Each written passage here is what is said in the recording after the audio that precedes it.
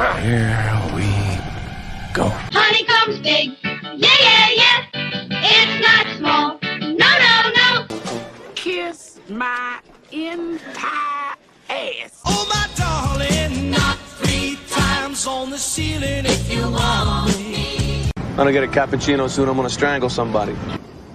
You know, this is, excuse me, a damn fine cup of coffee.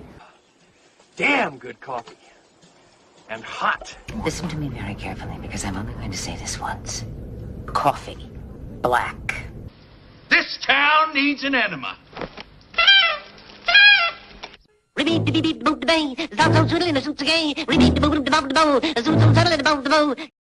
So just sit right down, relax, open your ears real wide and say, give it to me straight, doctor, I can take it.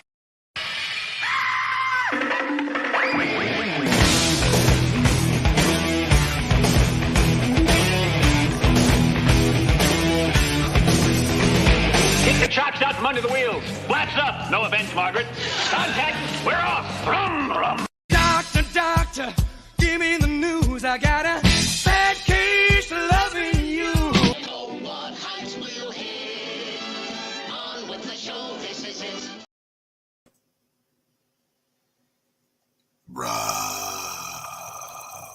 Good morning.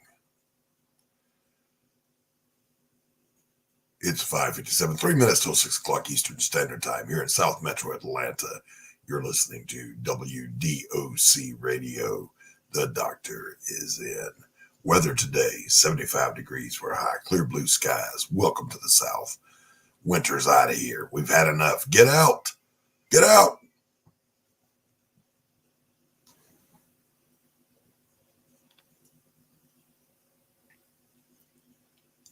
Gonna turn on some jams.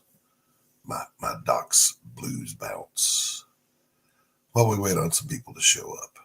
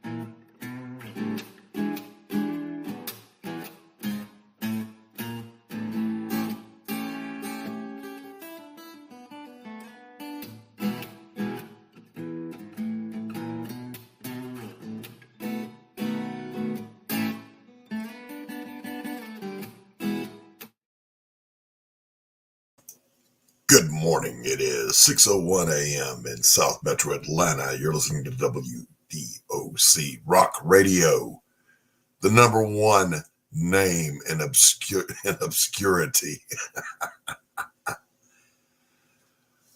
Oh man, last full day for sign up for Pariah Blood and Mud, because tomorrow the campaign goes live. I'm excited. I gotta find my good Hawaiian shirt. I need more coffee. I'll be right back.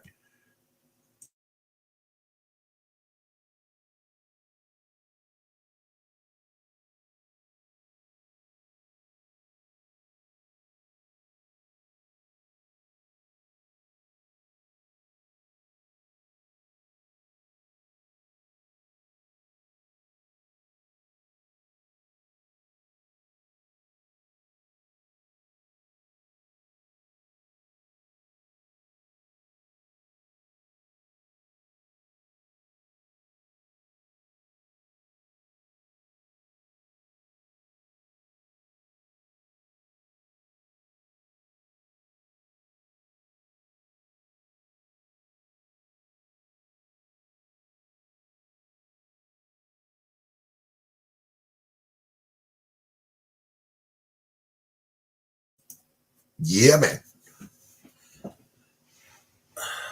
So what's on your mind this morning, chat? Fanta, I saw your unboxing video for Devil Flyer Ash Can. It was a delightful unboxing. Your enthusiasm was contagious. It made me smile. And we all know I'm a grumpy old man. I don't smile a lot. So that's not true. I smile. I'm nice. So while we're waiting for a few souls to show up here, I'm not going to play the trailer. I'm going to play episode 2 of Doc's mostly absolutely positively true stories about how I overcame my fear of heights and learned how to swim. Hi kids, it's your old pal Doc with another mostly absolutely partially true story. Today I'm going to tell you about how I overcame my fear of heights and water and learned to swim. So back in high school I met this girl. She was sweet, she was kind of cute, and she had other wonderful characteristics. To this day I don't know what color her eyes were. We did all the stupid teenager dating things, and I got to explore her wonderful characteristics. We decided to get married like a couple of idiots, but I had no real job, no money, no opportunities. Like I said, idiot. Anyway, this was during the Cold War, and I was a patriotic kind of guy, which got me to thinking about the military. So I went downtown and met with a Navy recruiter. Why, Navy? His was the only office open. The Marine Corps, Air Force, and Army were out to lunch. Dude was a chief petty officer, and in his dress whites, he looked like how you'd think God might have looked if he ever enlisted. He told me about the money and benefits for me and a young wife. I expressed my concerns about not being able to swim, and he said, "Forget about it. The Navy will teach you." So just like that, I signed up. So me and her got married in a quickie ceremony. I had a quickie honeymoon, consisting of a lot of quickies, and off I went to the airport to catch a flight from Atlanta to San Diego. I was scared shitless of heights, and unless I became an astronaut, this plane was going to take me up higher than anything on Earth. What was I thinking? Oh yeah. Plane takes off and I start chain smoking my Salem Light 100s. Honestly, it was kind of fun, and I was sort of enjoying the flight, in spite of feeling like I would puke, piss, shit, and pass out all at the same time. Anyway, I get to boot camp, and boot camp stuff happens. Heads get shaved, uniforms issued, lots of marching, training, screaming, and the ever-present odor of foot and ass one finds in barracks anywhere in the world. After a while, though, I started to feel like I would actually make it. Then it happened. The day came for us to go to our first survival at sea training. We go inside this big ass building containing the biggest pool I'd ever seen. Chlorine burned my eyes. I was not crying, and every sound was amplified and echoed forever. Our swim instructor popped up out of the water and spit a fish out of his mouth and said, "I'm your instructor, Chief Petty Officer Dick Grande, U.S. Navy SEAL.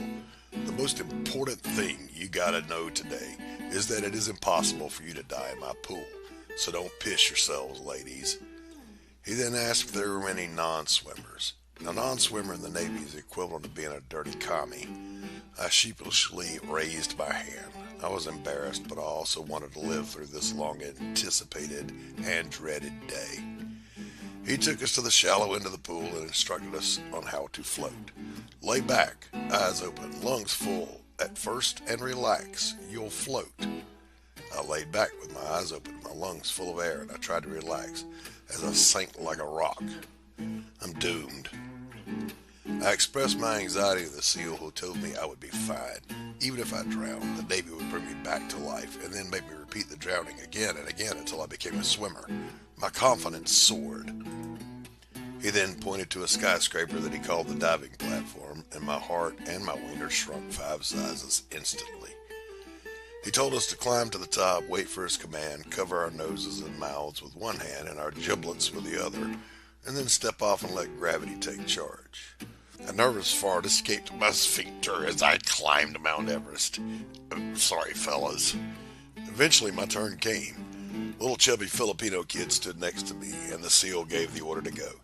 The Filipino stepped off and vanished into the distance, never to be seen by me again. I tried to go too. I just stood there making twitching motions like an idiot. The SEAL bellowed up to me, "Get off my tower or I will erase you." Now, I don't know exactly what that means, but his threat and my unending love got me to jump.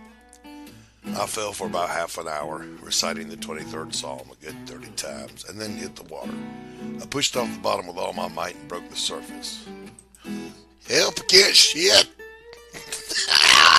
I mean, swim. But the instructor saw my panic, and he was right there. "Open your eyes," he said. And just like that, I was treading water.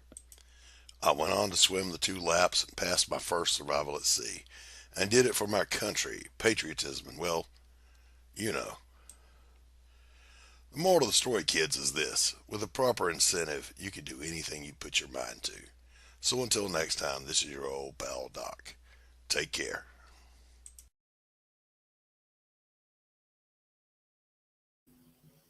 With a proper incentive, you can do anything.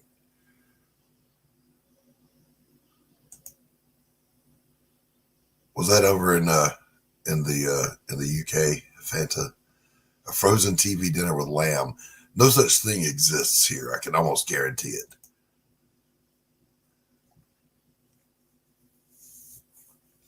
Last full day for sign up for Pariah.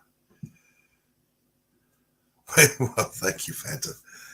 We're going live tomorrow. The campaign's going live. Anthony wants to kick it off around 4:30, something like that. I had said 5:30. I'm down for it, man. You know, I don't want to sit around with my thumb up my butt all day waiting. So we're going live. We're going to kick this pig. We're going to launch, is what I'm saying to you. Let me see. I'm going to go over here to the old Indiegogo and see where we're at on the last day of sign up.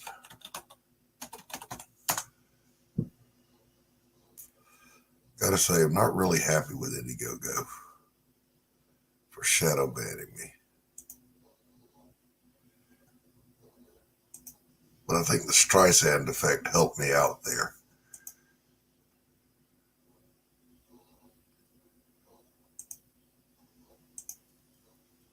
I think it actually helped me get some signups. Whoa, we jumped up a little bit. 124 signups. That's pretty good. Whoops.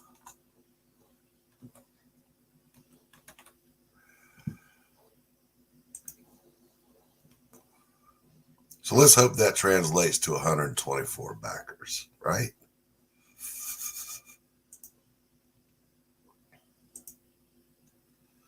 That's a lot of signups is what that is. So how's everybody doing this morning?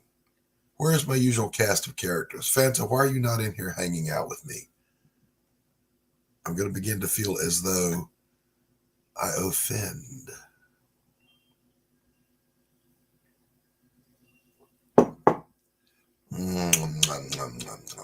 Coffee, good, hot coffee.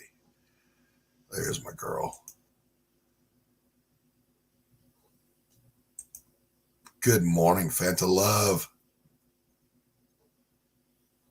Good morning. Hello. Hello. Half an hour. I'm not sure if that's English, Manny, but I can totally get it. If you're hungry, the typing will suffer. Fanta, I can't hear you, dear, if you're talking.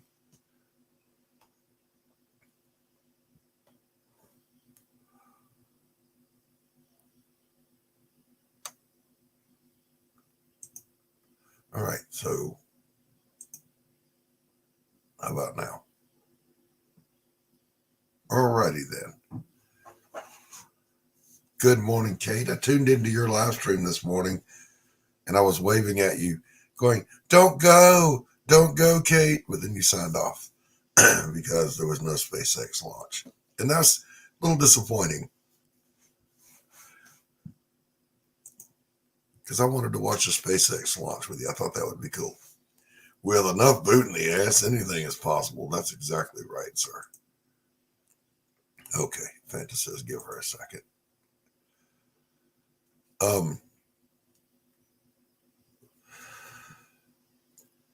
So I want to do a little rant here, if that's all right. In light of the fact. Can you hear me? Yep, I can hear you now. Yay. I had to do the whole airplane mode thing for 5 seconds. Oh, okay. All right. Good morning. Good morning. How are things in your part of the lovely South? Good. I've been uploading videos and stuff. I saw that. My feed was blowing up with some Fanta. I had to go watch. Well, the one was for the unboxing of the ash can from Rex. Mm-hmm. And then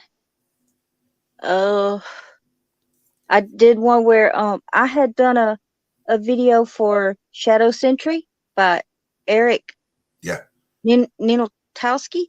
Yes. And then when I uploaded it, he had told me the next day he was going to be dropping a new trailer. So I did a video for the new trailer. And then I just did a video for hockey. Did you know he has a sign up? I did not, but I knew he was doing something. But I'm in the dark. I didn't know. And I like hockey, so yeah. Yeah. Jason Unhinged, he had done a live stream earlier. Sort of like a pre-launch, he said. So I figured, well, it's out there, so I can make a video about it. That's right. I've got a sneeze on deck that will not get born. Yeah, I'm going to go on Finn's show Saturday morning before my own show. We're going to hang out a little bit and shill pariah, generate some excitement, I think. All right.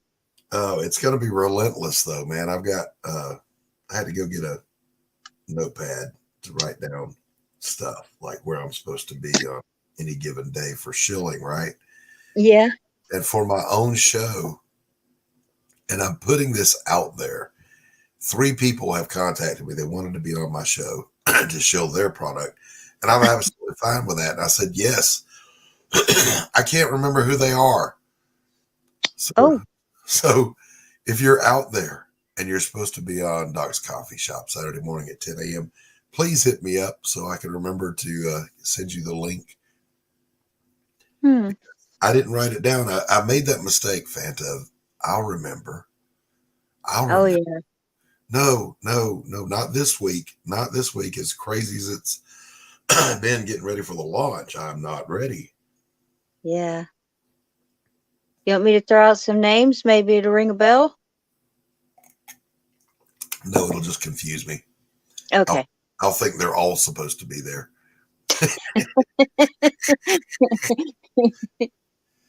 Uh, Breakfast, Fanta. What's for breakfast? oh, I don't know. I haven't been to sleep yet, so I've just been Ooh, snacking on sweet sour cream and onion chips. okay. That's not really a healthy breakfast, Fanta. No.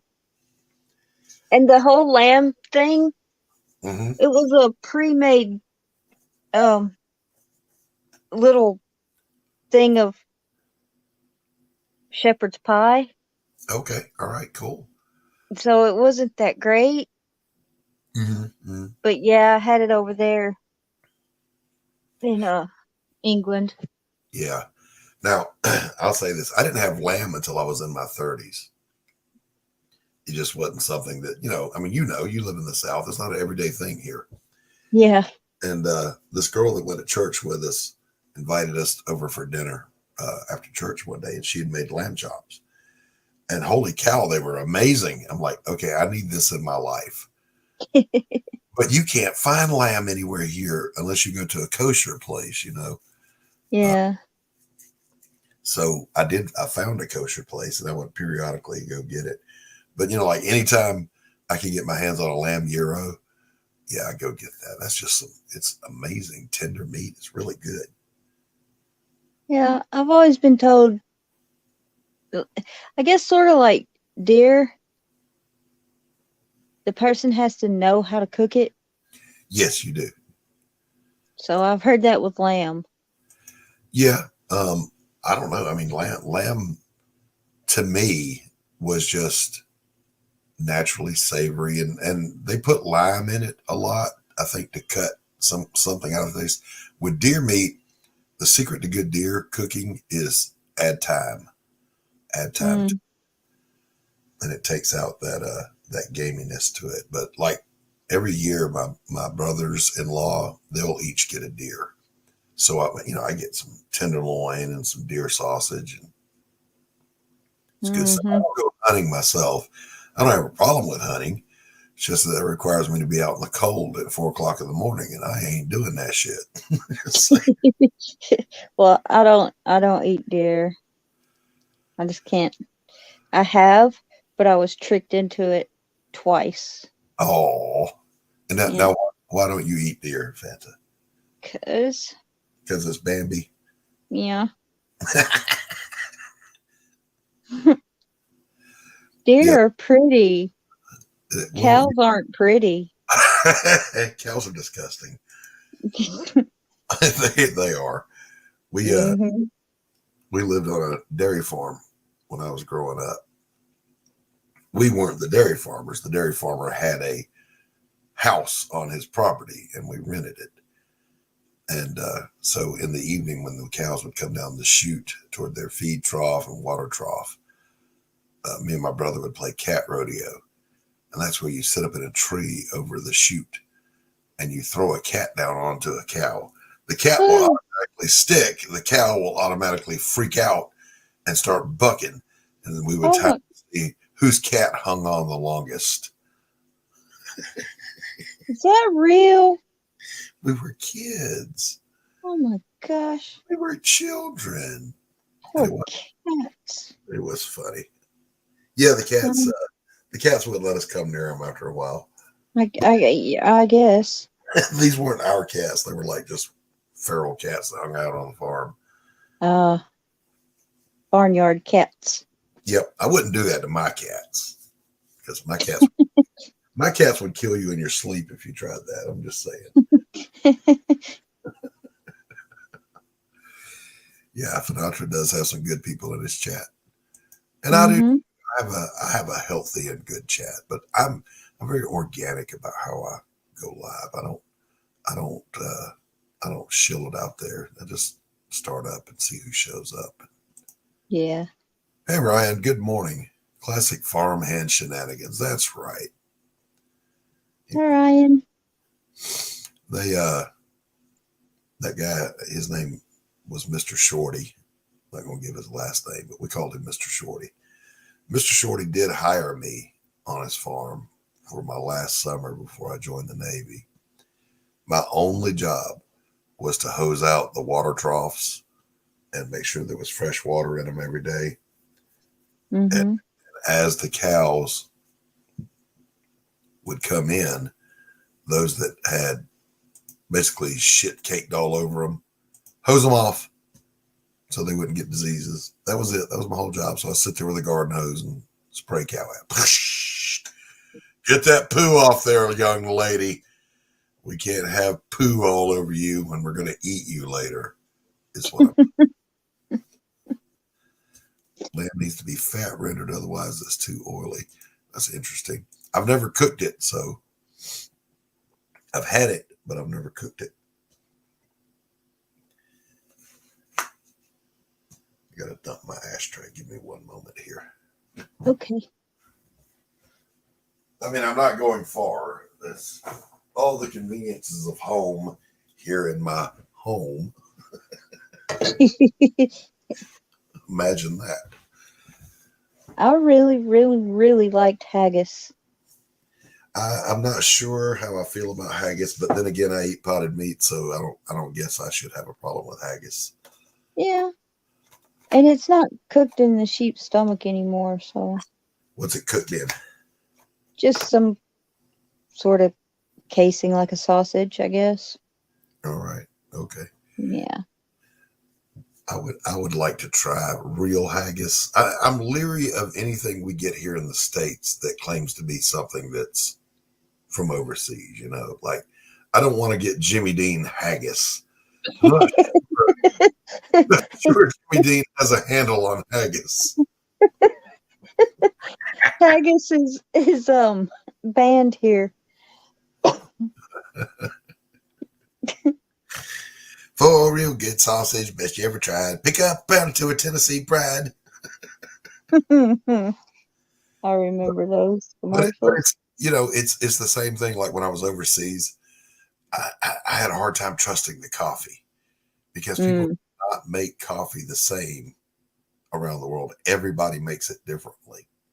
Yeah. Like I know my friends in the UK, my narrowboating community that are my friends, they say, I'm going to make a coffee. And I'm like, now what does that even mean? Make a coffee? We just say make coffee. And you're going to make a pot of coffee, right? Oh, no. They use instant. Uh-huh. And they just heat the water up in the kettle and they have their instant. Nothing wrong with that. But I did say to my friend Gary Phillips aboard Chugabug, his boat, Chugabug, I said, guerrilla stream warfare. Are we guerrilla streaming? What? What's going on? I was talking to him about how to make coffee, and he said, well, why would I make a whole pot? I said, to drink the whole pot. Well, yeah. Who can have a coffee? How do you even do that? It's just the instant stuff. It's what Margot drinks. Yep. Coffee is good food.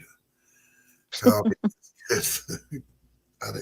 I'm pretty sure I would have been dead years ago if it weren't for coffee. It keeps me alive.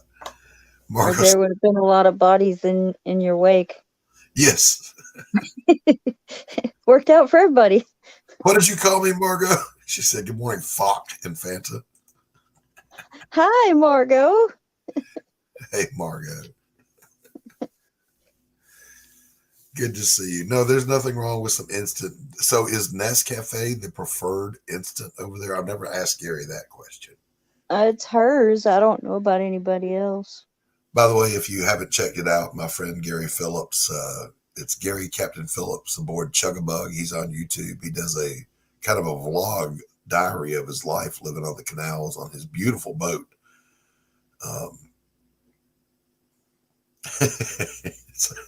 It's okay, Margot. I knew exactly what you meant.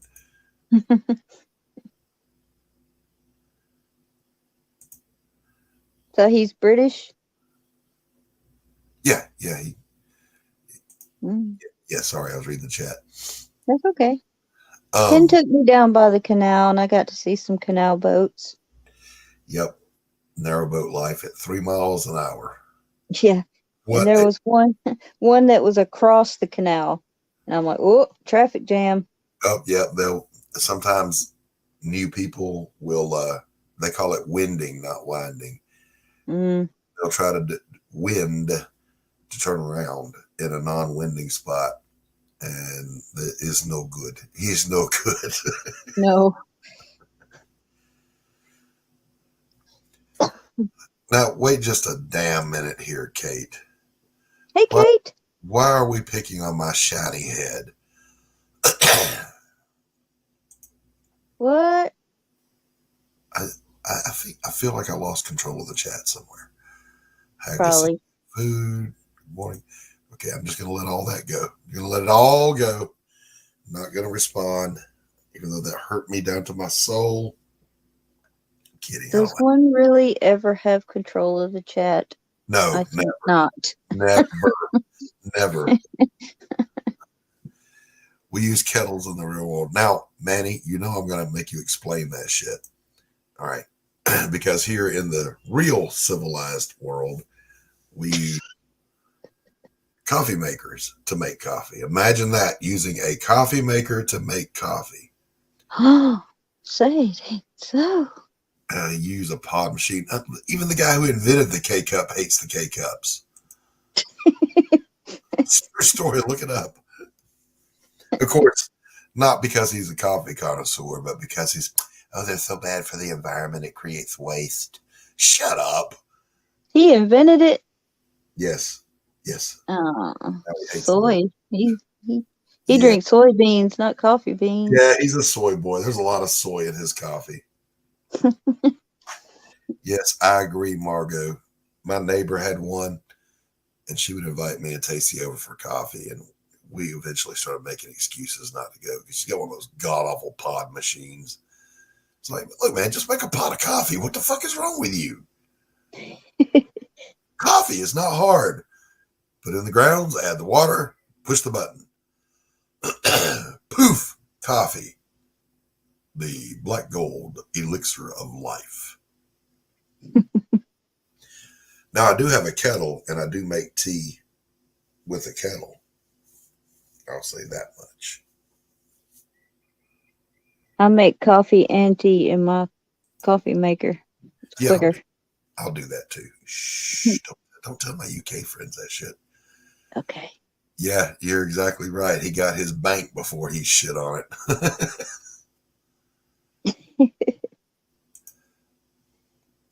I don't know about that, man. I kind of prefer instant to the pods. Why have you been up all night, Fanta? Have you been roaming the halls of CG? Yeah. Yeah, I was on with Rex and them. Jumped off there. Took me forever to do my unboxing because I kept running out of space on my phone. Oh, you need an SD card, a micro SD card. I have one. I need a laptop. Yeah, that's true too. But finally figured it out. Got it done. I had to 3 separate videos put together for it. Well, you probably tell. You did a good job clipping them together. I could hardly see the cuts. You done good. What I'm saying. You done good. Thanks. Good morning, Claudia. Hi. Yeah, I don't microwave stuff like that. Good morning, good stuff. What's up, you crazy man? Good stuff. I'm gonna throw the link back out there if anyone wants to pop in. If I know you, you can come in. If I don't know you, chances are I'm going to leave you in the back. Mm-hmm. You're gatekeeping. Yes, because it's my gate. Yep. Oh, Shigama. Shigama, Fanta. Shigama. Shigama. Shigama.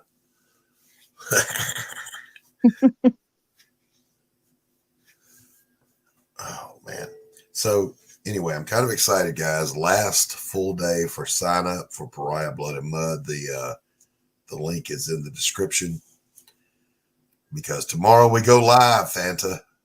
Yay! Hey, PayPal.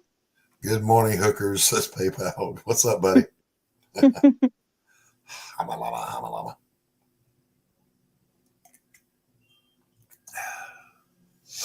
Yeah, Kate, I hope you're recovering. Kate hurt her, and she's had to have some procedures done, and she's going to turn into the bionic woman. I don't know. Bionic woman always kind of freaked me out. I wouldn't want a girlfriend who could like squish my head like a grape and she could hear everything I say. How would you get away from her if she turned psycho on you? Just saying. Sugar Chris is singing "Pour Some Sugar on Me." Well, go check that out after we're done here. Good morning, Kate, my love. Good morning. Hi, Kate. Hey, girlfriend. How you doing? I'm good. You? I'm stiff. And I tried to get, it's like, I woke up and it's like, oh, the rocket's going to go. So I'll go out there. And I was like, oh, okay, I'm going to get this. I'm sitting down. I'm waiting. And there's no glow. When I came out, it was like 5 minutes. And I'm like streaming for like 10 minutes. Like, what's going on? And then no. What a disappointment. What time did you get up for the rocket launch? Well, I woke up like 5:30. Okay. All right. My time. So, I mean. So pre-coffee, not even coffee. Not even, no, not even coffee. I was out there like, But last night I was taking out my trash and I did a short video and you could see where the moon was. I showed the moon, and to the west there was two somethings. And I can't. And then Bone posted on Twitter. A person also caught what I caught in Oklahoma. Huh. Mm-hmm. Who's out there? So I was KIO live last night. Y'all missed me. I watched it. I didn't see it live, but I watched it. Yeah, thank you. I was on back-to-back streams last night, and Anthony told me get used to it because when the campaign's live, you're going to be everywhere. And I'm like, okay. Yep. So you better get some tea for that voice with honey because you're going to be talking a lot. You'll lose your voice. I'll just rely on my crusty ass voice to get it. Howdy, man. Yeah, I'm not saying it was aliens, says Medicor, but it was aliens. I honestly think, I swear, given the infestation of soy in society today, I honestly think the aliens are running an experiment. Like they planted these fluorescent-haired people, these soy creatures, and they're seeing what will happen as that infestation grows. You know what I'm saying? As the Woke tries to take over the world, I think it's an alien plot. Because I think it's a hoax. I don't think any real thinking human being could get bent sideways about some made up pronouns and you know, all this crap that they get on about. It's got to be an alien plot, is what I'm saying. Sheila, aliens, where are you? You got a lot to answer for. Where's she at? She's not in chat. I'm just calling her out. You got stuff to answer for. Listen, they said, here's what the aliens said. All right, look, we're going to create these creatures. They're going to be extremely low T males, some of whom are going to pretend they're women, and they're going to dye their hair fluorescent green, pink, blue. They're going to go down. They're going to demand that all of society bends to their perceived invented reality. And we're going to see how far that can go. It started happening, and now the aliens are like, shit, this thing got out of control fast. Yeah. Where are the sightings of the Men in Black? That's my question. Yep. The Men in Black ran for their lives because that was the control they were developed. From the Karens, they couldn't take the screaming. Yeah, They're like, I'm out. You're the soy creatures. Good morning, James Hayes. Good to see you, my friend. Hi, James. Good morning, Sir James. It's okay. I'm in the conversation, Margot, and I lost it also. Just saying. So have you gotten any more sign-ups? What are you up to? What's your numbers? We're at 124 sign-ups. I'm stoked about that. Stoked. That's a good number. That's a healthy number for a campaign launch. Well, drop your link for the sign-up in here. The link has just been dropped, James. Okay. Hayes, and it is pinned in the description. Okay, thank you. Yeah. I haven't had any coffee, dude, so you have to give me a little slack. Please. Baby girl, I'll give you all the slack you need. You take your time. Where's your coffee? I just got it right now. I just gotta suck on the straw. Did you hear Kate? Right now. Yeah. There's no whining. Bring this chair on my funny bone. God dang it. Man, I'm like working on pain pills over here, trying to stream and crashing, and no coffee is like, no. Yeah. Nope. Excuse me.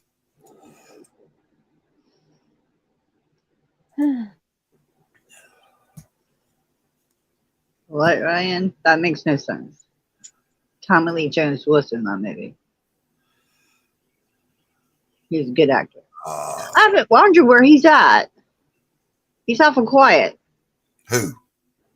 Tommy Lee Jones. He's probably hiding somewhere for these crazies. I hope he is, because he's not on Twitter screaming, ooh, I've got star power, follow me. Yeah. You know what I'm saying? Now, don't tell me that Tommy Lee Jones is one of those woke tards. Not that I'm aware of. And Dillard is a confirmed donut eater. Dillard. I busted you.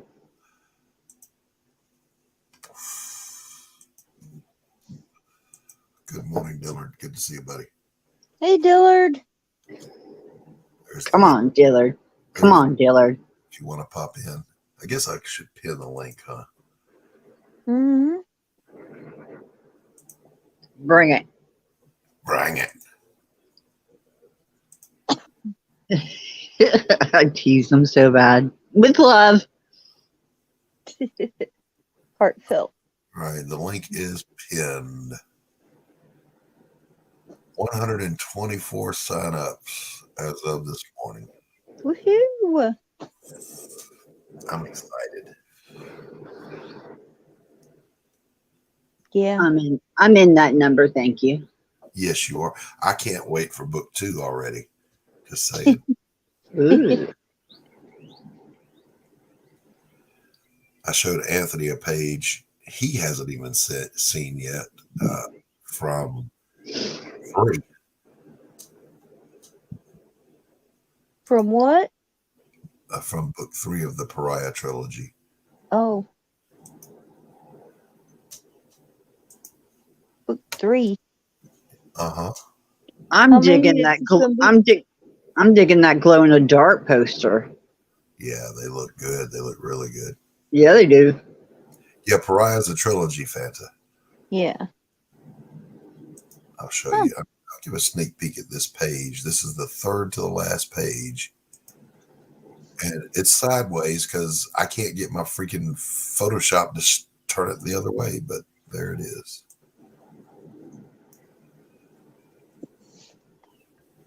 Mm. And I said, Anthony, you'll know what this scene is as soon as you see it. And he's like, hell yeah, he knows. He knows what it is. Right on. Was that on Rex's? Yeah, I showed it on Rex's. Yeah, I was there, sort of. Welcome to the stream. The one, the only. Donut Dillard. The unicorn, John Dillard. What's up? Dillard. Hey, what's going on, Fanta? It's great to see you, Doc. It's always a pleasure, Kate. What? I acknowledge your presence.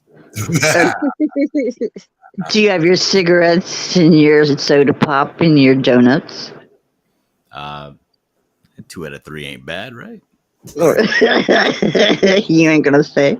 Dillard, I was going to ask you, since you told me you have a separate standalone structure for your studio.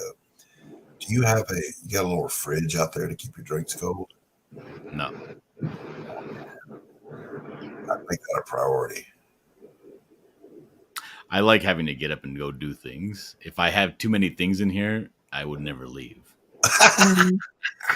That's actually a good answer. Well, he could always just go get an ice chest. Because he likes to hide from the family. No, I don't hide from anybody. Anywhere. Not ever. Mm-hmm. So I did hear from Jim O'Reilly. Cover will be ready Friday. I hope in time for the launch. I heard, yeah. Thereafter, John Dillard and Jim O'Reilly are probably the best of us here in these slums.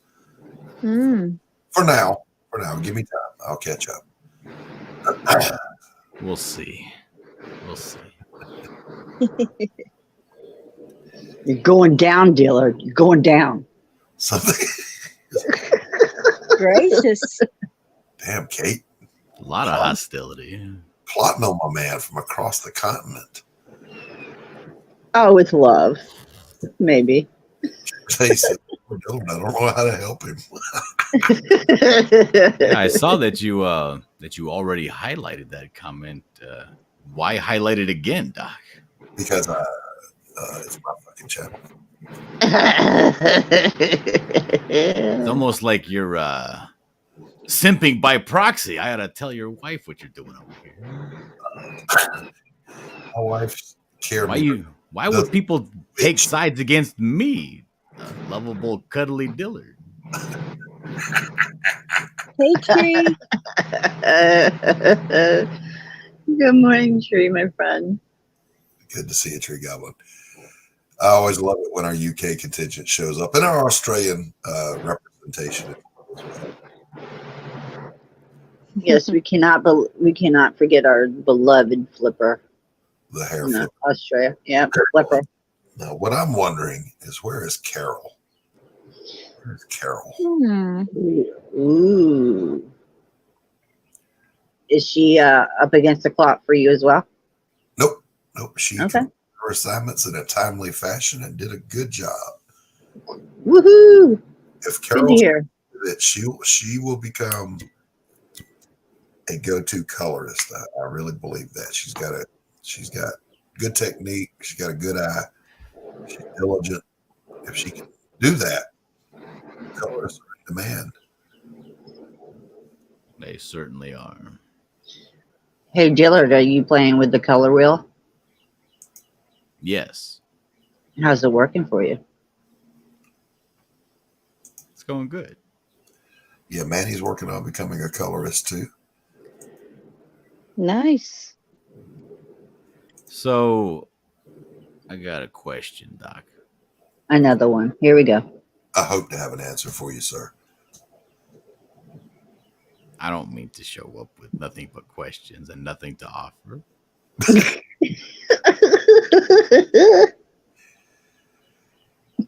Dylan, are you actually the person behind Liberal Hive Mind YouTube channel? Because you look like him right now with your Unabomber hoodie on. Yes, I am. He's cold. What was your question?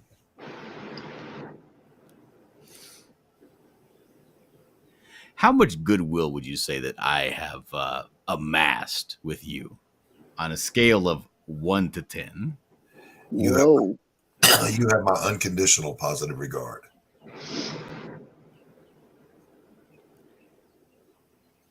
Part two of this question. Notice he just asked Doc there that is. question. He didn't ask us. He just asked Doc. I have the feeling I'm about to get a Dillard bomb dropped on me. Mm-hmm. No, not at all. Matter of fact, you might even find this like edifying. All right, edify me. Well, the question, part two of the question is, how much of that goodwill do you think that I would be able to parlay into a 30-minute critique session on my coloring? I'd be happy to do anything I can to assist, sir. I'm doing bad, Doc. Yeah, we can hook up backstage and look at some stuff. Not now. I want to get a lot of it. No, not now. I want to get a lot of it. I mean, like, not soon. Right? I want to get a lot of it close to being finished. That way, you can tear it up, and I actually can like have a lot of things to go and work on instead of just something, and then I have come back with more questions later, right? Like an asshole. I will do my best, sir. You know, as you know, I'm not a digital painter. I do paint, so it's all the same. It's all the same. Is it really? It is. I know that color theory with light is different from color theory with pigment. Right. Well, I have somebody else for that.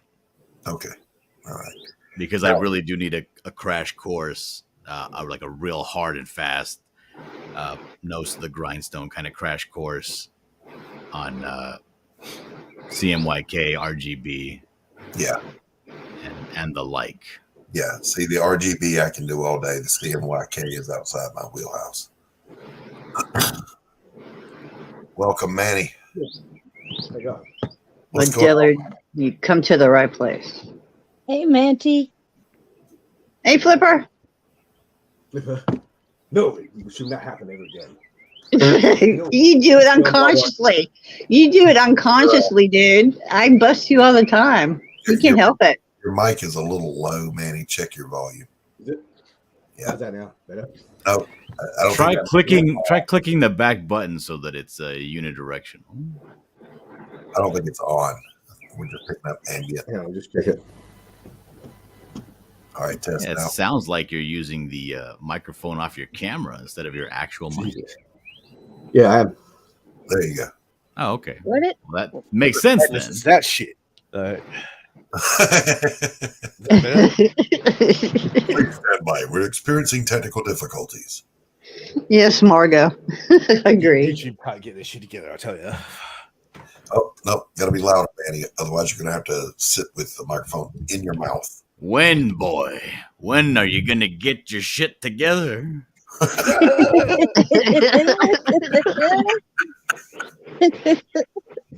Come on, Flipper, you can do it.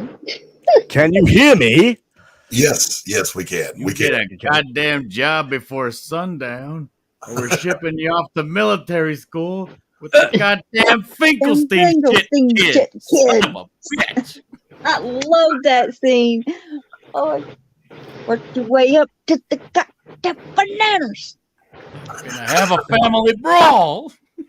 Give him a hose and spray the cows poo off. Okay, the panel has lost their minds. What can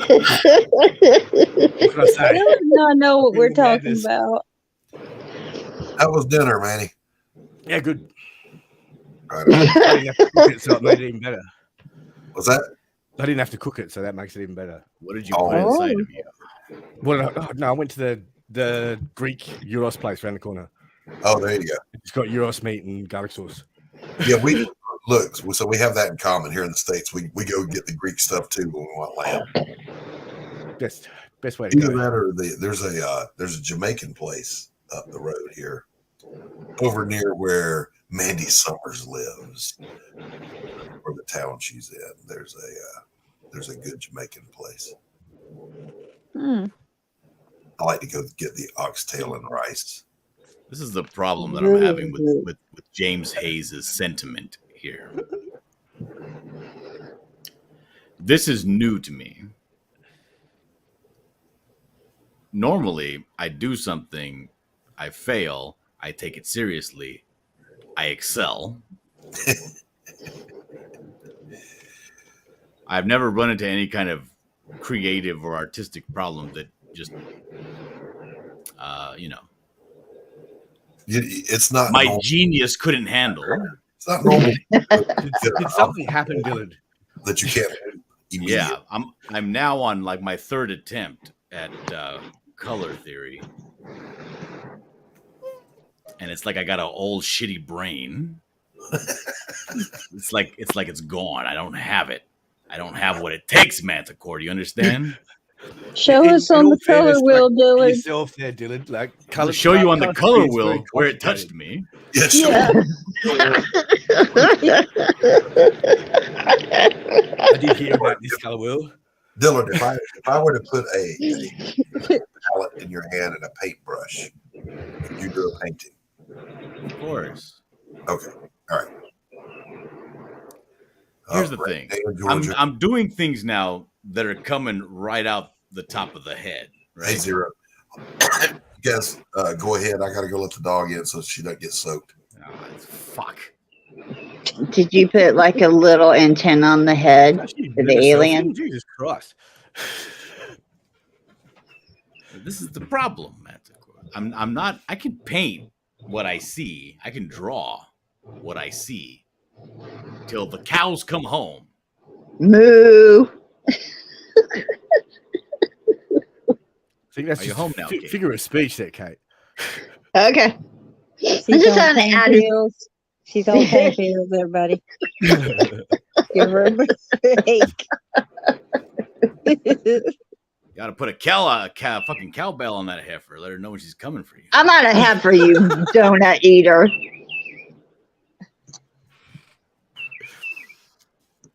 Manticore, she just mooed at me, and now she's telling me she's not a cow. Yeah, Well, you said cows come home. I just added sound effect. My name's Bennett, and I ain't in it. How you doing, Mandy? My name Paul. This between y'all. So look, here's the what's thing. Here's the thing, problem with Manticore. I'm gonna tell you my fucking problem, Manticore. Right. I am an unbridled, fucking brilliant genius. Oh, here comes the rant. Okay, come on. I fucking piss excellence when I wake up in the morning. Yeah, I've heard a rumor around that you're the best artist around. It's fucking ridiculous the amount of raw talent that just comes out of me. And he's overflowing with humility also. Oh, yeah. So I'm coming across a problem that my genius isn't able to handle. Oh shit! Kind of like It's breaking my well enough goddamn heart, for that, Manticore. It's making me like second guess my whole like self-image. it's kind Finger of breakdown confirmed. like not being able to catch that fucking Roadrunner. I mean, he's a certified Acme genius. and he Super can't catch genius, Roadrunner. certified super genius, and I can't catch this fucking Roadrunner. Is it just an artistic block, you think? That won't last very long? Maybe? I don't have those. Oh, Is it something sorry. to do with the digital medium? Yes. All right, listen, Yes. listen. That's not even important. Right now, what's important is I need to know what to go buy from the liquor store for my lunch tomorrow. So I'm not gonna do freaking. I don't like bourbon, and I don't like vodka. Brandy. Cognac. Or No. Go out. Get a nice small bottle, a fifth. Don't get anything big. No. Get a fifth or smaller, some Bombay Sapphire gin. There you go. That's my Get go-to. some tonic water, a little bit of lemon juice. No, gin will go great with your Dr. Pepper. No. Yes. Gin doesn't go great with anything. It's down to this for me. I'm either going to go get a bottle of tequila. Oof. Now you're speaking my language. Or I'll go get some rum and just do like rum and coke. Bacardi Get some and Coke. rum. Go get some heavy whipping cream. A little bit of cinnamon. Great. With rum? Yes. Never tried it. I've got heavy whipping cream and cinnamon. So I got Ready Whip. Woohoo! Why tasty. not Spice rum. just use Spice rum's heavy? Why not just use the heavy What's that, cream man? and spiced rum? Yeah, like Captain Morgan or something. Yeah. Yeah. Get some of the captain. The captain's gonna come Just by. don't get Bundaberg rum for Christ's sake. No. I mean, if you want a really musky rum, you gotta get that high dollar stuff. I'm just talking about something to drink as I fund. Go to the liquor store. Go to the cooler. Get 2 bottles of Mad Dog 2020. Oh, goodness. God. No. Cardi Then go 151. pick a fight with your neighbor. Bottle of Bacardi 151. Or what's the other one? Black Sambuca. That's Yeah. Whatever. This guy talks like he's getting a drink at a bar. He's drinking at home. Get a fucking bottle of Mickey's. Get a couple of bottles of Boone's Farm. Call it good. Get 2 bottles of Boone's Farm. Chug one real fucking fast, just a pregame, right? And then just sip the other one. The rest of the it'll get you there. It'll get you there real fast. I think rum is the thing. I think it'll fucking angry up your blood. Ready to go. I'm trying to come out and be all angry. I like tequila because tequila gives you that extra energy as well. You're like, woo! Now, tequila is normally, when I drink hard liquor, is my go-to. Because that's the only spirit I drink. Tequila will warn me when I've had enough. I will hear it say, "Senor, any more of these?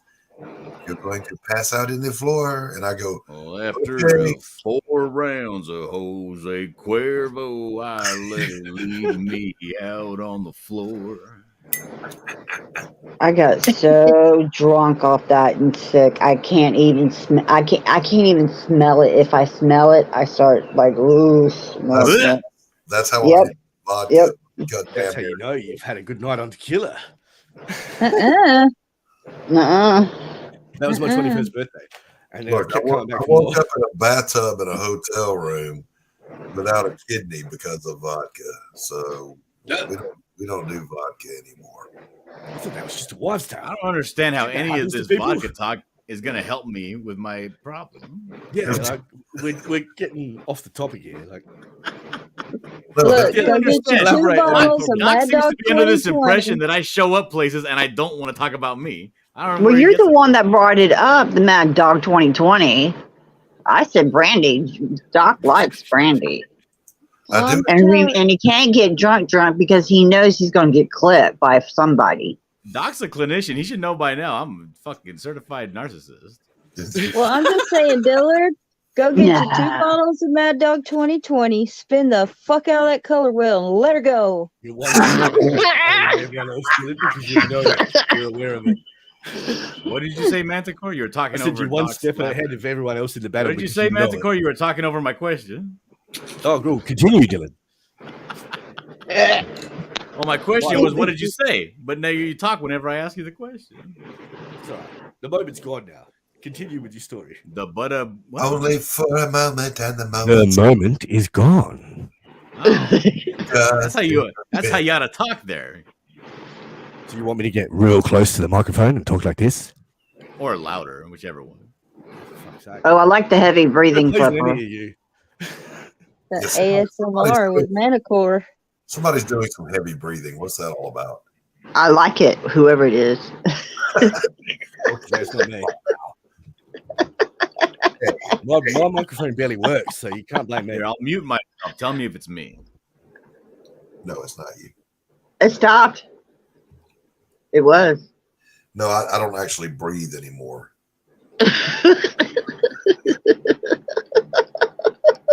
Ooh, thunder.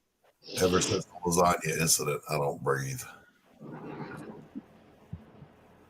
I like Margot's comment. What'd she say? I know I've had enough when I can't feel my lips. She's hilarious when she's drunk. You're just allowing these people to be just really nasty in your chat, talking about we've all been there where you're having a good time, you're at the club or the bar, and then you got to go to the restroom, right? Mm-hmm. And you make the mistake of looking at yourself in the mirror. and you have that Uh-huh. alcohol-induced existential crisis. Fuck, is that what I look like? Are those my lips? And then you know you're drunk. You're telling me that when you're at the club and you're all dressed up and you look in the mirror, you don't give yourself an erection?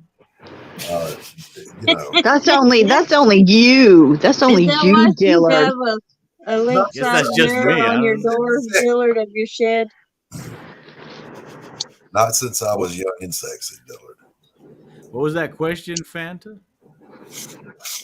I said, is that why you have a full length mirror on the door of your shed?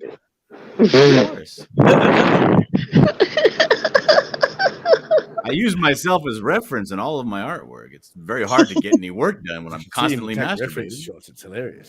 I like it. I liked it yesterday when you did squats. It was like really entertaining. I enjoyed it. Thank you. Were you looking at yourself in the mirror? Well, I have mirrors everywhere because if I got to draw a right hand, I put my left hand in the mirror. There you go. There's the manliest drawing I've ever seen done. Dillard did it, damn him. He needed a circle, so he put his cigarette butt down and traced the cigarette butt. That's the manliest pimp ass drawing I've ever seen. Stephanie's the mother of invention, boy. Ash stain. People pay a lot of money for my ash stains. Zero. I actually got a comment from somebody that I sent a commission to, and they were like, I was a little disappointed. It didn't smell like cigarettes. Next time, blow all your cigarettes on all your merchandise before you send it out. I think between my pages being here with me in my studio and then going to Anthony's house, that anyone who buys that original art is definitely going to get a little smoky essence with it. Yeah. Oh, I'm so stoked, man. I can't wait. Can't wait to Wait for launch. Launching tomorrow. Right, Lord mud. It's so cold in this room. Wow. Get a heater. You don't have a fridge. He's got an air That's- conditioner. He doesn't have a heater in there, though. I got a heater in here, but it's a little one. I want to get one of those wood burning stoves to put in here. I got all this fucking wood in the back that I chopped up, and I got nothing to fucking burn. Eucalyptus wood, if I remember correctly. Yeah. No. This is so wonderful. Now, Fantastic wood to burn. if you willing to grab a truck, I happen to have 5 huge oak trees worth of firewood that recently fell on my house. You can have all of it. Okay. Come get it. Catch here, Doc. I'll be there tomorrow. He's going to cut it all himself. Come on over. But you got to load it yourself. I ain't lifting a finger to do that I shit. tell you what, that's big money. And they make ricks out of that, and it goes for over $100 a rick. A half a rick is like 75, whatever. We had some wood harvesters show up, and they literally said, "You mind if we get some of that?" And I just looked at them like, "Are you shitting me? I've got 5 giant oak trees down on my property. Help yourself." You got to ask. Some people are really, really special about their wood on their property. Yeah. I aren't one of them. I aren't. Now, there's a gentleman around the corner. He had probably the biggest one in the neighborhood to come down. And he decided to leave the root where it's at, inverted. And he is steadily sculpting it into yard art. I admire. Is he a handicap? A mental handicap? No, he's apparently Wow. he's apparently got an artistic drive to him. So I'm interested. I drive by every day checking out his progress. Autistic or artistic? I'm just saying, gentlemen, let's don't hate a work in progress. Let's wait and see what it turns into. Yeah, I'll reserve my opinion till later. Yes, we'll reserve judgment. I want to see pictures if he goes somewhere with it. If it's just shit,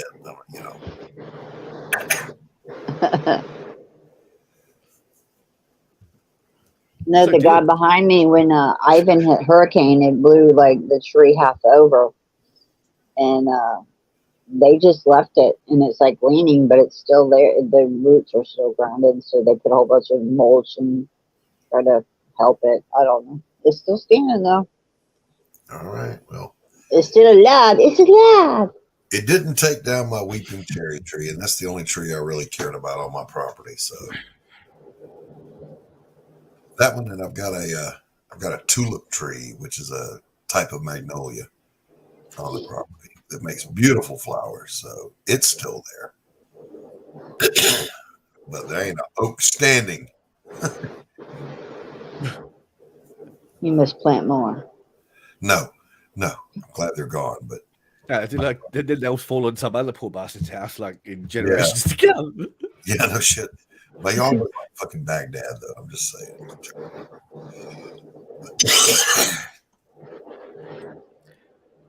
Manticore, how do you resist not How do I taking your resist? middle finger and putting your hair behind your ear like a girl? How do I resist? Because that would be gay, dude. Wow.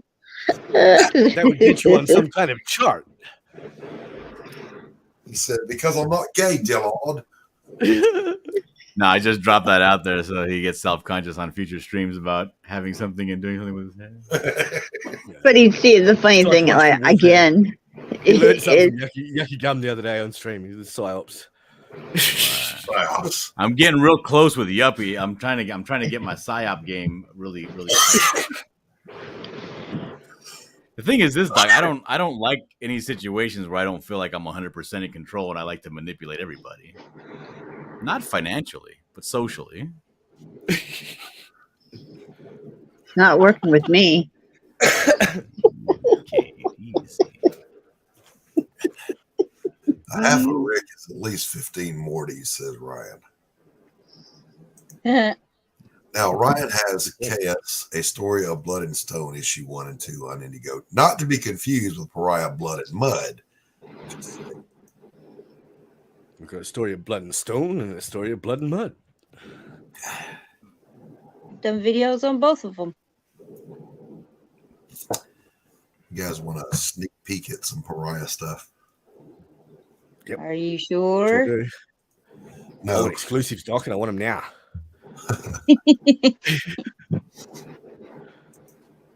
So I just I'm delighted that Matt Krotz colored the cover. Jim O'Reilly's cover will be here Friday.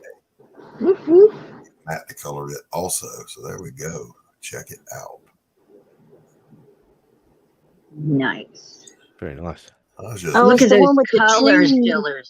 Look at those colors, Dillard. Wow. Yeah, I'm not impressed. If I turned in my pinup with those colors, I'll fucking shoot myself in the face. Oh, Dillard. You understand, Doc, that I don't hold myself to a standard of anybody that I've ever seen. You have now, because you're asking for Doc's help. Yeah, there won't be any spoilers, James. I promise. No spoilers. Gonna just take a. If I can remember how to do this. It's okay, Dylan. No, I like You'll Matt find Krotz's answers. colors on. I like Kyrie. I like the look of Kyrie. I don't think it works for dark and gloomy because Kyrie is very bright and sunny and like almost like sun bleached. All of the imagery in Kyrie. Yeah, but he uses a very washed out palette that itself to. Yeah, I like my colors very saturated. Sometimes I do. Just like your glazed donuts. You can't saturate it. Stop trying to force the joke. Bam. Well, it happens or it doesn't. And let it flow natural. How many signups did you say you had, Doc? Got 124 as of. He keeps throwing that shit in my face because he's got more signups than I had. Oh, I didn't do a mailing list. Well, you don't have a lot of simps, Dillard, so, hey, that's on you. That's true. You stole Aw. it, you little shit. Hold on, I can't even read this. You're going too fast. I don't want you to read it. You're not supposed to be able to read it. Damn Oh, it. screen cap, screen You have to cap, wait till screen you blind the cap, book. screen cap. Okay. What does that say? Oh boy, oh boy, oh boy. That's not what you say when you see a monster. You say, Dillard! Oh, shit. That was a little better. That was natural. I can play that one. Yeah, looks very good, Doc. It's looking sharp, looking sharp. Yep. Carol's colors there. Those colors look familiar. Ryan Cardinal fucking kill me. Stop.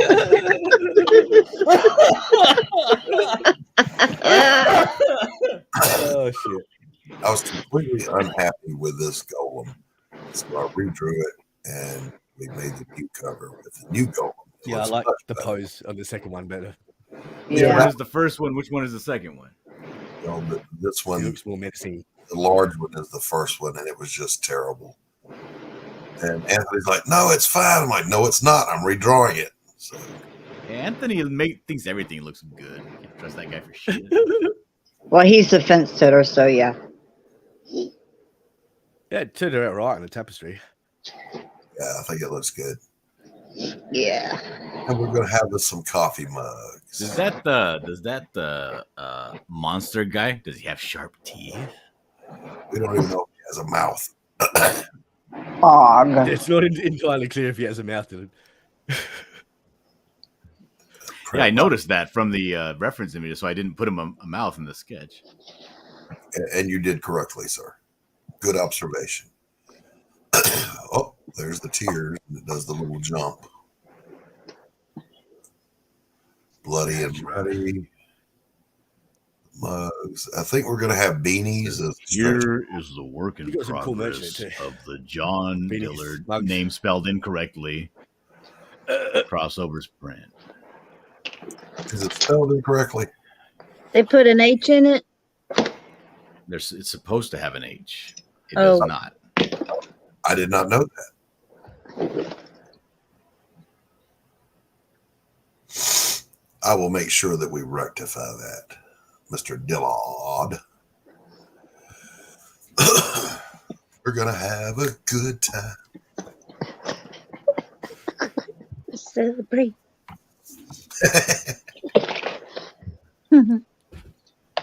Yeah, Dillard, you're a regular gotch. You can compete with Rosetta in some alternate universe somewhere, maybe. What the fuck is Gotch? I don't know. That's what Google's for, Dillard. No, I thought you might know because you're like, ooh, I know all these fancy artists. Ooh. La-di-da. Yes, I frequently hang out. I with have a website that's entitled Fine Art. Fine art. I got curious one day, and I was researching. Does Monet have any living relatives, descendants? And he does. He has a great granddaughter. She's an artist, and she You curates got big tits? She loaded. a museum over in France. But then I looked up Renoir, and his great grandson is Alexander Renoir, who is also an artist, and he lives in California. You got big tits? So, and we're friends. Got big donuts. Big donuts for you. I see you've got your priorities in order there, Dylan. We're friends on Good to Facebook. hear. No, that's like the clue I give my wife whenever she fucking comes home and tries to tell me some story about work. She's like, "Oh yeah," and then this lady came in. She was like, "Well, she got big tits." What's the story? And she's like, "Ugh, "Never mind." I'm like, That's "Thank the gold. Lord." Okay, I'm gonna start employing like some of these tactical women. Sometimes I think your wife deserves a medal. The long Yeah. suffering Mrs. Dillard. Asking the important questions, though. What's her cup size?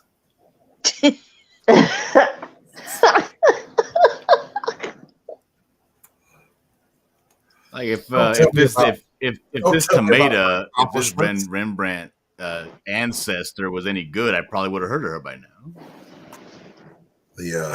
Don't ask me about their accomplishments. What size are their boobies?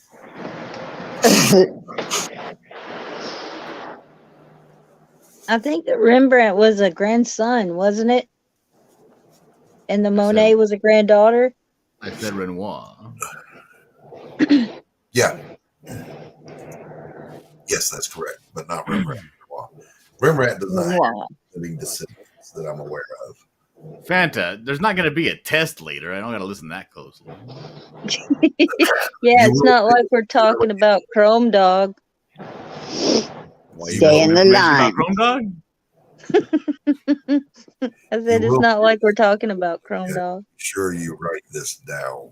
If you got any information about Chrome Dog, I'd like to hear it. You're the expert. I made it through college with a 4.0 GPA, never having bought a book. Mm-hmm.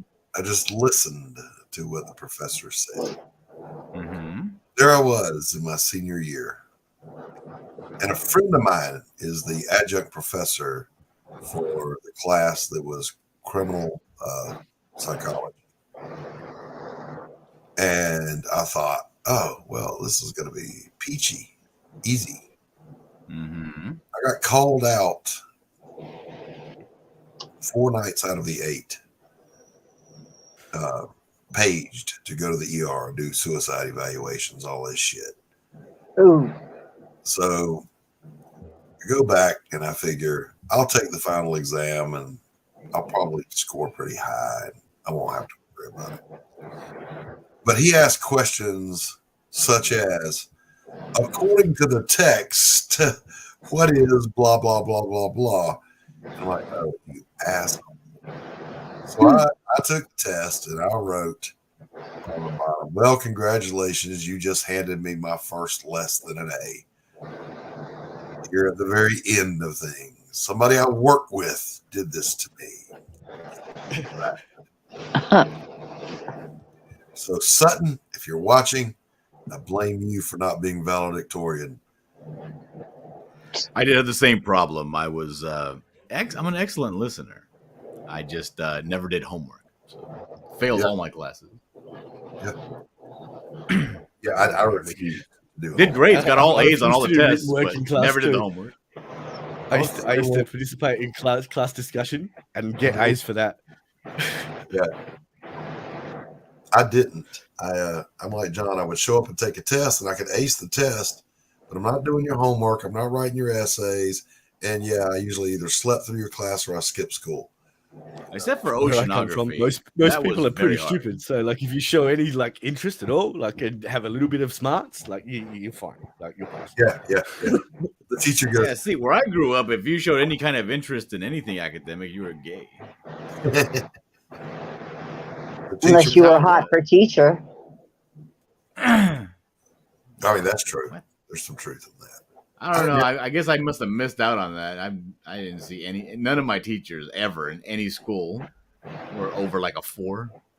Yeah. We used to joke about it in high school all the time because we'd drive past the primary school and see their teachers at the primary school. And we're like, how come we don't have teachers like that? Yeah, no shit.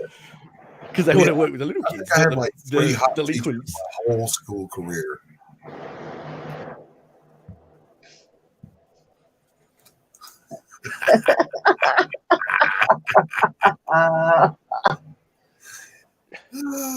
He's still breathing. He failed. Told you You can't even do that right. The funniest one I ever had. I asked a lady. They called me in. She's a 40-something housewife, 40-year-old housewife. Ew. I said, "Are you thought about harming yourself or anyone else?" And she said, "No, but I wondered if I shot myself in the back of the head, would I have time to see my brains hit the wall before I died?" There's something up here every day. That came out of nowhere. The answer is no. How much? Yes. First of all, the answer is no. How much time have you spent thinking about this? I wonder about it all the time. Oh. I don't know. I feel like that question is a little kind of like on the nose. Is it like a question you legally have to ask? Yes. Yes. Seems kind of like bad form. Typically, I would go in and I would begin with just, hey, tell me what's going on today, and let them talk, because many times they would Are you say, thinking about killing any bunnies? any rabbits at your boyfriend's house is what I'm asking you. Have you strangled any cats recently? You find yourself thinking, what is it all about? And is it all worth it? Sometimes twice a day. What time are you going live tomorrow, Doc? Anthony says he wants to start about 4:30, and I'm down with that. Originally, I was saying 5:30. That's like what? In Indiegogo time, that's like 1:30 in the afternoon? Eastern Standard Time. So Gotch was a pre-Raphael light, Dillard. Oh, well, Indiegogo runs off California time. Keep that in mind when it's time to close out. Yes, that's a true story. I wonder if that's a coincidence or not. Interesting. It's all set up. Like I said, I've got kind of a love-hate relationship with Indiegogo. I prefer their financial model to Kickstarters, but I'm not real happy with being shadow banned. Speaking of that, I'm sorry to interrupt. Did you ever get a phone call back or email? Because yesterday you were going to contact them again yesterday morning. The dude has not answered the phone. I've left messages, and I did do what I said I was going to do. I finally just sent an email. I said, the biggest thing you can do to help me is tell me why I'm shadow banned. I haven't heard back. You won't hear anything from them. You won't either. I don't think anybody has. Well, I mean, and if you've got a legit problem with your campaign, it takes them like a week to sort anything out anyway. Yeah, I had never heard of them reaching out though. Not for a sign up. I've heard shadow banning, but not for a sign up. Right, and it didn't start happening until recently. I had never heard of them reaching out like this, but apparently, if you're in sign up and you have over 100 signups, then you get an account manager that handles your account. I don't know this. This is all. I think Ethan said something about that. Yeah.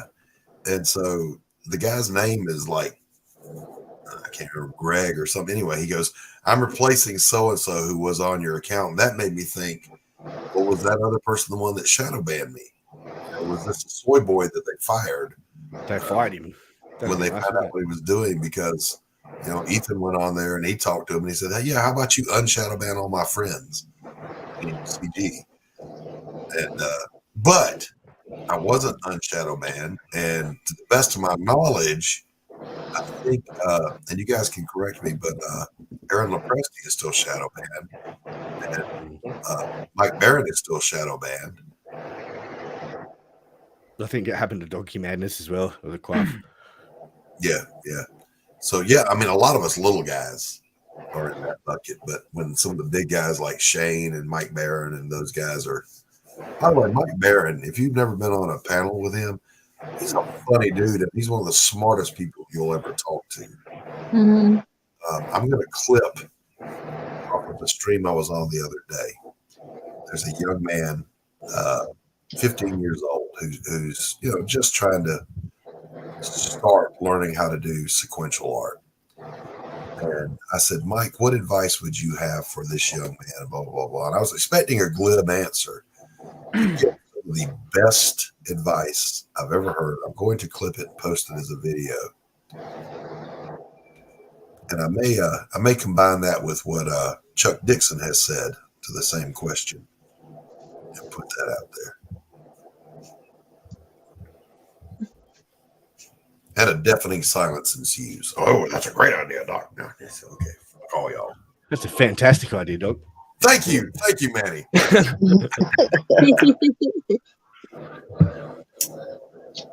Dylan, are you going to be okay?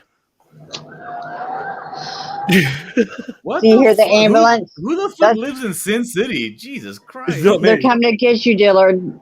They're coming for you. Kate is outside right now having coffee and a cigarette. Yes, I Kate's am. been out there harassing the neighbors, so they've called the cops. No, they're for Dillard. They're looking for Dillard. Stoked, you guys. I'm stoked. I'm excited for you. I can't wait for you. I hope you do it within 24 hours. Yeah, I hope it's fun. What is your funding goal? We're only at 2,500. Now there are some stretch goals for things like school, whatever. Settle down there, Dylan. Get too close. The thinking is I'm making you uncomfortable, man. That 2,500 is a perfectly reasonable little goal. And, hopefully, we'll fund for a good deal. Flexible or fixed? Fixed. Fixed. It's an all or nothing deal. But I'm pretty confident. You're going to do it. You're going to do it. No problem. Easy. I'm pretty confident. But here's what I know, ladies and gentlemen, and I would say this to anyone who's launching a campaign ever. Gravity's going to continue working one way or the other. I don't get it. What does that mean? It means I life. don't get it. If you don't fund, life goes on. Oh, I thought, because what it sounded like you meant was like, is if you don't push forward, you're going to get pulled down. Well, you were looking for a deeper meaning there. I'm just saying the world will keep right on spinning. I mean, you set it up like you were going to have a real deep meeting. It was. Yeah. It was deep. Damn it, Doc. It's my way of saying never take yourself so seriously. So I always thought my father, I was always waiting for that one point where my father would give me like a good piece of advice, something that I could remember my dying day. Never did. Fucking shallow as fuck. My dad once told me, dad's still alive and he's still don't hang he's like, a shred I of did advice all of that his was useful. thinking in the waiting pool, I'm telling you. Now we know the issues. All right, what was that, Manny? I said, "Well, Damn it, Kate, my father is dead. Don't be fucking ill about my Give me father. any advice that's useful."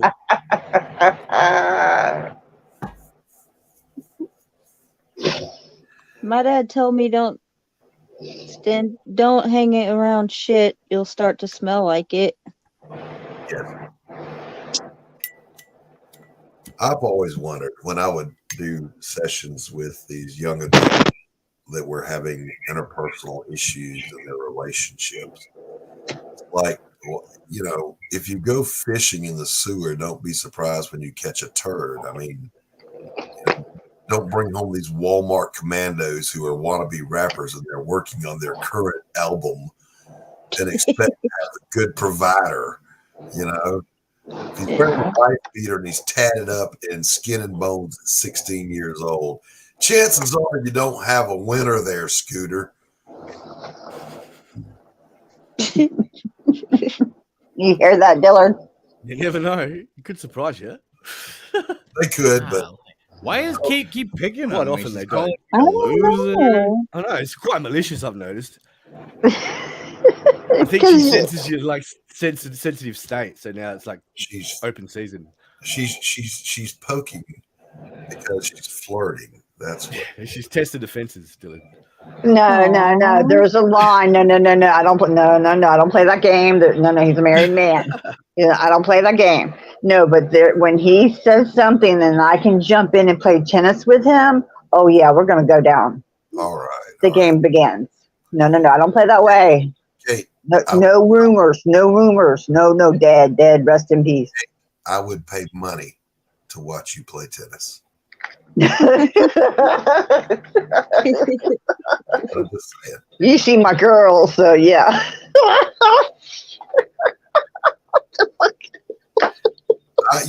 She said it. I didn't, ladies and gentlemen. Just for the record. Hey, I flashed a helicopter. I flashed a news helicopter. It's on video, dude. What do you expect to happen if you flash a news helicopter? Of course, they're going to film it. Alrighty then. It crashed, Manny. This Crashed. Mayday, we're going down. Surface to air missiles inbound. All right. Look, if we get on the topic of Kate's boobs, we'll be here all day. So we got to move on. No, you just move along, move along. Nothing to see Nothing here. to see here. Well, yeah, there is, but okay, but go. Jesus.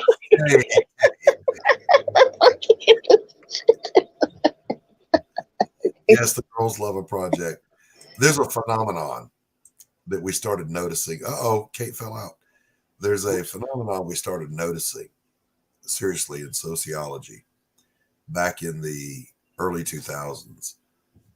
It's now called prolonged adolescence. Back then we called it the 30-year-old teenager. Oh, I've still got that now. Men who just didn't want to grow I thought that up. you guys called it arrested development. No. I thought that was Peter Pan syndrome. It's pretty much the same thing. And actually, the first study was in Australia, by the way. Where Peter Pan is from. Don't put that shit on me, and they're dressing like they're still dressing like they're in the Little Rascals, you know, sagging their pants and hat perched on top of their head and turned sideways. And they sit around playing video games all day long. You know, Are you talking about the kind of guys that are sitting on the passenger side of their best friend's ride? Yeah. Right. Trying to holler at me. Yes, we're talking about those people. And Talking about my scrubs, ex. Doc? I ran into one of these in my He practice. was a scrub. Wife came in and she wanted marital counseling. And typically, when I'm doing marital counseling, I see the individuals first and I bring them together. So she was saying, you know, we've got 2 kids together. You know, we've got a mortgage to pay, this, that, and the other. She's working as a nursing assistant. And, you know, he sits on his ass smoking weed and playing video games. And he calls the children, get these little motherfuckers out of here. I'm trying to play. You know. Did he have a job when she met him? No. What the And fuck is the problem? So that therein. Support losers, obviously, Dylan. Yeah, he probably got fucking good dick. That's why she did it. That's why she laid down and opened up her legs for this piece of shit. Big energy, Dylan. So He got that good dick. Fuck her. Leave her alone. typically, I'm not going to give advice, but I did say to her after 8 sessions, what are your thoughts about divorce? How do you feel about divorce? Yeah, honestly, cut your fucking losses. Yeah, get out of there. This guy's a loser. You made poor decisions. Project. You got to deal with it. Deal with You the can find Fanta here with personal shorts and comic book promotional videos. There's her YouTube channel. What are you sorry for, Kate? You come right back on in here, young lady. Thank you. Yeah, the little So sick of these women talking about, oh, my husband don't make enough. Don't marry him. Why'd you marry the guy? I don't worry about them making enough, but these guys that call themselves men and they're not, you know. I bet you he doesn't. I bet you he calls himself a dude. I went into bro early one morning. You know, if you go to a convenience store right before sun up, everybody that's going to work is in there getting gas or grabbing a drink or whatever. There's a little sporto in front of me. He comes up to right about here on me. And he's one of those, you know, he's going. Does his height have anything to do with this story? He's sagging. He weighs about 80 pounds soaking wet. He's got his hat perched on top. Apparently, you're not a man unless you're over 6 foot, according to Doc and all women. And whenever I see them wearing their hat like that, I want to ask him, what, yours didn't come with instructions there, Scooter? And he's all, talking his shit. And he turned around and he bumped into me. And this is why the size was relevant. He bounced off because, you know, he weighs about a good 50 pounds soaking wet. He bounced off. No, he just lost 30 pounds in this story. By the testosterone. He said, oh, my bad, dog. And I looked at him. I said, off to work? And he's like, what? Like, that was a bizarre question. Are you off to work? It's a bizarre response to, hey, sorry. Yeah. It's, the normal response would be like, don't worry about it. Well, I wanted him to worry about it because I didn't like because you come in with your bias. That's right. I have a hardcore you make these weird comments, and of course people are gonna look at you all befuddled. What kind of a comment is that when somebody bumps into you and says sorry? Well, no, all the You will be sorry. no. It was my bad, dog. My bad. But all the guys in line with their work boots on, and we're all headed out to work. Everybody just started laughing at him. And like, And they all clap too, right? And then you got your coffee for free. No, Ooh, did you hear that? Dylan, I'm sensing from you a little defensiveness here. No, this is the third time you've told me this story. I'm waiting. Well, it's not the third time I've told the chat this story. I've never told you this story. You've told me this story before. I've never heard it.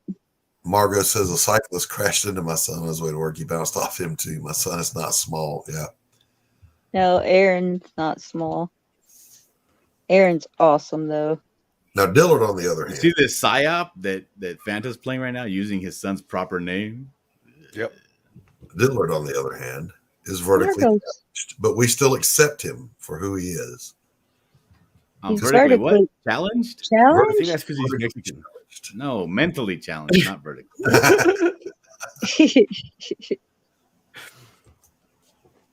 I met Aaron. Aaron is Margot's son. Yeah. He's awesome. The little kid that Mike Barron was giving advice to, he's in the chat. He's trying to tell us he's 6'3", and he looks like a little. To quote the guy from City Slickers, crap bigger than you, little bitty guy. He's like, no, I'm 6'3". He's like, no, you're not, kid. Come on, you got these dainty little hands holding your pencil. You look like a kindergartner holding a Fat Albert pencil. You're not 6'3". Get over it. What do you think about that, Dillard? No, I don't think nothing about it. I don't have an opinion at all. But he's a good kid, and he's got a great sense of humor. He was very funny. I'm just a little leery about having minors on a stream with me. You know what I'm saying? Because you never know when Kate's going to come in and go sideways. Yeah. Corrupt them all. Corruption. Yeah. Not Kate. Manny, how are things going with Artifice? Yeah, good. Yeah, good. I started working on pages again the other day. Just doing a layout for another page. I think we've got 15 pages to go. So 15 to go. And Carol's working on colors. Yeah, nice. And you got John Dillard drawing for you. Yeah, I'm sorry. Yeah, I'll probably be paying him some money again soon. We haven't commissioned any art recently. Getting the colors. They had Dillard drawing for them for a while. No, it's I might. He's playing hard to get. I might be getting a new client soon, so I better hurry up. My docket's getting full. I don't know. Your docket's getting full. Yeah, you were saying that there was a new project you were going to be taking on. It was kind possibly big one. Big one. Expressing your inability to decline a challenge. Yeah. I can't do it. You can't just throw something out there. It's like, you know how it is, Doc. I do. It's like, I think I know I've shared this one before, but as a painter, every artist has been through this. I know I would get people asking me, will you paint my kids or paint my dog or my horse or some shit? I don't do portraits. I don't do portraits. I do. And by the way, pet portraits sell better than any other art out there, period. Mm-hmm. Look it up. It's a hardcore fact. But they sell better than grandchildren portraits? Yep. Yeah. Yep. Wow. People love their dogs. So, I seen this lady on Twitter got real famous for loving her dog too much. Yeah. Oh. So anyway, it's illegal, dude. I've got a friend here that does do those. She does pet portraits. She'll paint portraits on commission. I don't do that. And I stopped doing it because this guy paid me to paint his kids playing on the beach. And I did. And he was upset because it looked like his kids. And it's like, it's not my fault your kids are ugly. Okay. Oh, God. Had some good looking kids in. I paint them the way they look. It's not my job to make them prettier. So I quit doing those long ago. I've got a friend that does do them, so I refer all of those to her. Well, she very thoughtfully this past year sent me a very sizable gift card for art supplies from Hobby Lobby in gratitude for all the commission work I gave her.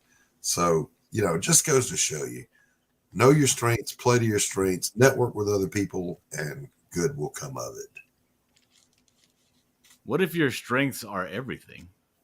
Oh my goodness. Well, Dillard, I would Hey, say all of them and fucking to win them that I back. would just say color wheel.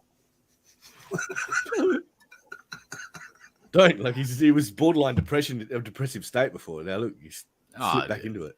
Look at me. I can fake it. I can fake it till I make it. I'm That's right. horribly, cripplingly depressed right now. Doc, that's why he's laughing. He knows he can see through this. He's a clinician. He can see through. He can see through my You eyes. can see through your fragile facade. He can see what's Yeah, happening. facade. My Guy wife knows he can read the signs of the times. My wife asked me when we were dating, About me? do you That's inappropriate. analyze every person that you meet? And I'm like, no, you deliberately switch that shit off when you leave the office. Otherwise, you never have a moment's peace. But Yeah. Unless you're a part-time psychologist like me, and then you psychoanalyze. I mean, look at Fanta's eyes and everyone. When they're icon. I'm analyzing. There's a lot of pain and shame in those eyes. But then I went to a Really? conference with a friend of mine, and we're stopped at the off ramp for where we're going. I'm sorry, I wasn't paying attention. Can you start over? There's You a guy, only just said something. I just wasn't paying attention in the beginning. Good. So I was on my way to a conference. Okay. And we have to go every 2 years, get your CEUs and all this shit training. And a buddy of mine, we were stopped at the off ramp where we were going. There was a guy who was having an episode over there, and I didn't pay him any attention because I turn it the fuck off when I'm not working. And my buddy goes, "What do you think? Paranoid schizophrenic?" And I went, "What?" And he pointed at the guy. He didn't even know what was going on. And I'm like, dude, I'm not on the clock, man. Don't even try that shit with me. I'm not doing that. Armchair fucking psychology driving down the street. It's those that can't turn it off that end up needing doctors of their own, isn't it? Many times. That's Yeah. quitter talk. So it's a Pandora's box, but anyhow, here's my favorite photo of my pet, and it's blurry. Yes, exactly, Ryan. Exactly. And if you don't get it just right, they don't want to pay you after you put in all that work. So fuck that. I'm not doing that shit. Oh yeah, I did a portrait. Well, they attempted to get me to do a portrait one time with this guy, and it was like somebody that they had just lost, right? And then they give me this picture, and it's all fucking blurry. I'm like, and then they want me to make it like HD. I'm like, I know what this fucking guy looks like. I'm not doing it. Yeah, that's always going to be a hard no for me. I'm not going to draw your portrait or paint your portrait. I'm not going to paint your children or your dogs. No, I do landscapes. I do still lifes. That's it. That's it. And that's enough. Getting you to do a Chris Cornell portrait's not going to happen, is it? Nope. My Damn. best friend down here, well, one of my best friends, he's like, dude, man, I know it's hokey, but I want you to do me a Velvet Elvis. And I'm actually considering that one because that would be No, fun. that'd be fucking great. I want a black velvet painting of a Mexican Elvis. I think that would be fun. So I may do that. He wants the one of him in Vegas with his cape spread and all that stuff. Oh, no. There it is. He's But skinny Elvis. yeah, dude, my favorite piece of artwork that I own is a heirloom. It's the only thing I got from my dad. Right, was a black velvet painting of a fighting rooster. Nice. Wow. Nice. Fucking, I love it. I love it to death. This is the best thing ever. I want more black velvet paintings. Well, you should do some.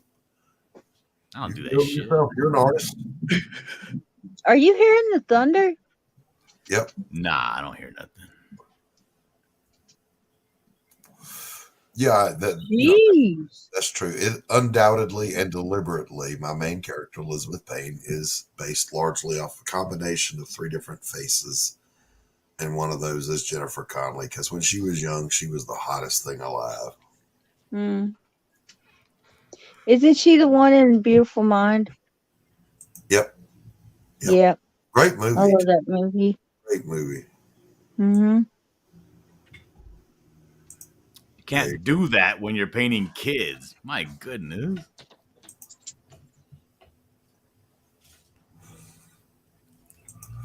Yeah, I don't do caricatures either. People get offended easily. Yeah, I did caricatures for a long time, probably about 2 years. It was great. I like the ones I've seen you do, man. The table talk one you had with who was the last one you had up? The only ones I did were Dario and Dark Gift. Yeah, I think it was Anthony, the one I saw. Oh, and PayPal says, so the only thing Dillard got from his dad was a picture of a cock. Yes. Low-hanging fruit there, PayPal. Low-hanging fruit. Can't blame it, man. Sometimes it's just too irresistible. Somebody had to say it. Somebody had to say it. I want a ceramic rooster for the kitchen, and I'm gonna paint. He ain't gonna die on it. Put in the kitchen. Okay, you're gonna have to explain that, Fanta. Oh, you know Alice in Chains? Oh yeah. Rooster? Yeah. I want a big ceramic white rooster, and I want to paint. He ain't gonna die on it. So one of the bands, the best band I was ever in, as a matter of fact, they decided they wanted to do Man in the Box. So I listened to that it. song. Hasn't that song already been done? And it's a very easy song to play. And so we're just bumping along playing it. And it got to the line, the singer belts out, Jesus Christ, deny your maker. And all just stopped. I mean, yeah, no, we're not doing this song. We saw what happened to Def Leppard.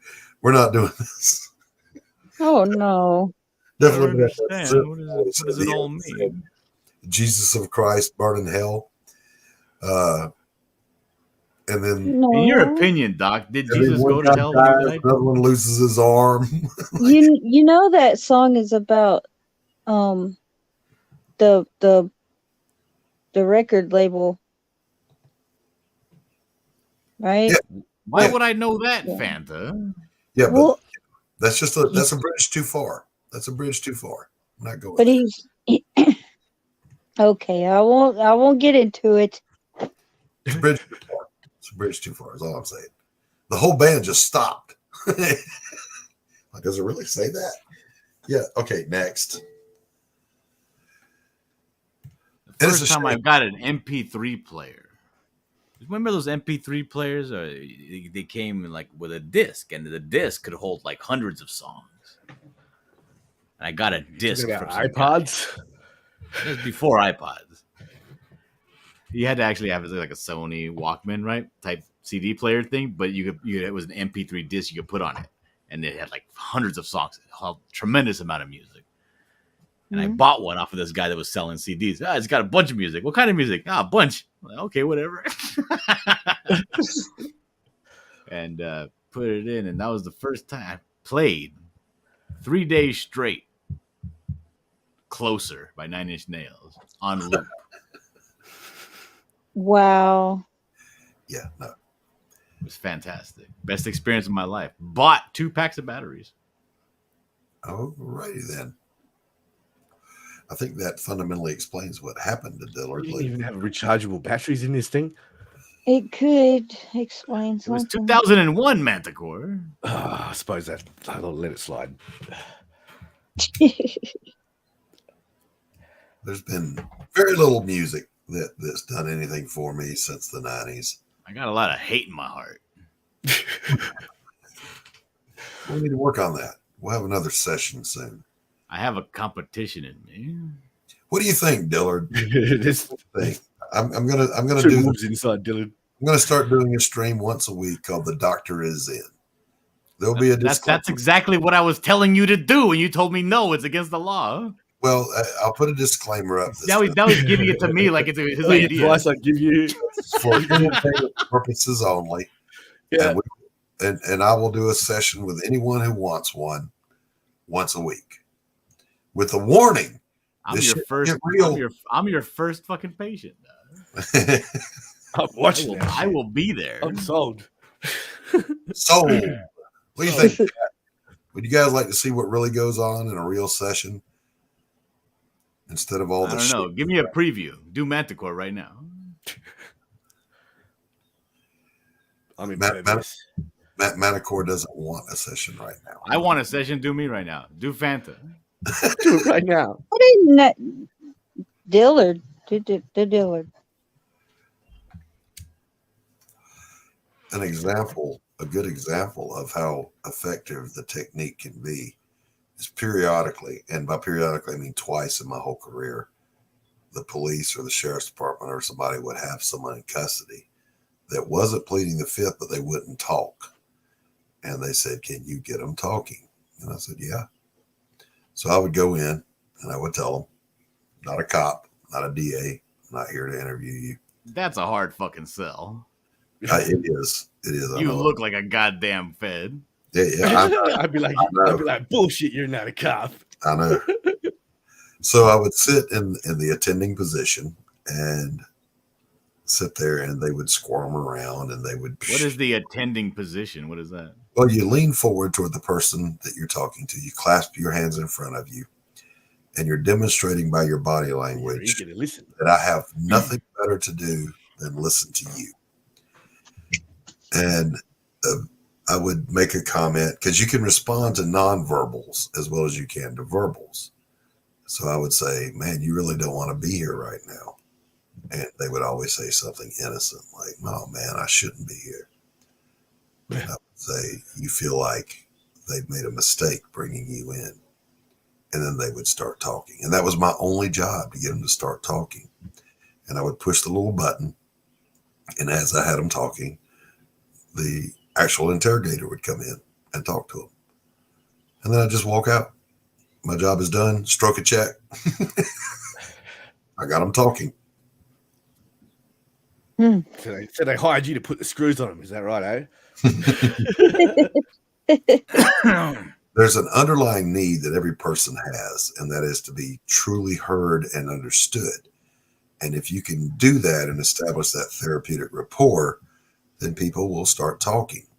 Then it's your job to get to what's real, not what they came to the office for, because that's very rarely what's really going on. So you keep working until you get to what's real. I don't even know what's really going on back there. Yeah, you got to get to the real. I can't deal with your superficial issue because that's not really why you're here today. So how do you get somebody to work through issues they already know they have and they already know they don't want to talk about? You do it by talking the fuck up, active listening. You know what your problem is. Accurate responding, and you do selective responding. So like if they throw out 5 things, let's just say 5 generic comments, one of them is going to lead in the direction you need to go. So you have to pick up on that one and reflect it and respond to it in a way that encourages them to explore that further. That'll spin off into 3 or 4 other things, and and it's called threading. You have to find the thread that's relevant, and you keep working until you get to the what's real. And there's a moment that happens. No, well, I don't mean like. Sorry, go ahead. No, go ahead. Like I don't mean like they're like trying to hide what they are really having problems about. They just don't want to talk. They like there was a really cool sermon from David Jeremiah where he was like, you know what your faults are, you know what your problems are. Like, just don't even think about it. Just the first thing that comes to your head. Like, if I were to think, first thing that comes to my head, I need to change about my life. I need to quit smoking. I need to lose weight. Those are my 2 big things, right? Yeah. I know that already. I know that. I don't need to go around and have somebody tell me. Like, when you got a problem, a lot of people know what their problem is already. Right. A lot of people are smarter than other people give them credit for. Sure. Everybody, so you kind of already know what your problem is. You just don't want to talk about it. Can you even work with people like that just know they don't want to talk about it? Sure. Absolutely you can. And it's like what I said to you when we were talking. I will tell my clients, you're the expert on you. I just met you. I don't know you. Let's see. James Hayes says, I think it could be a fun program for you, Doc. For now, folks, got to go catch some rest. Yeah, you take care, buddy. James. Get some rest. Bye. You know, I tell clients, you're the expert on you. I just met you.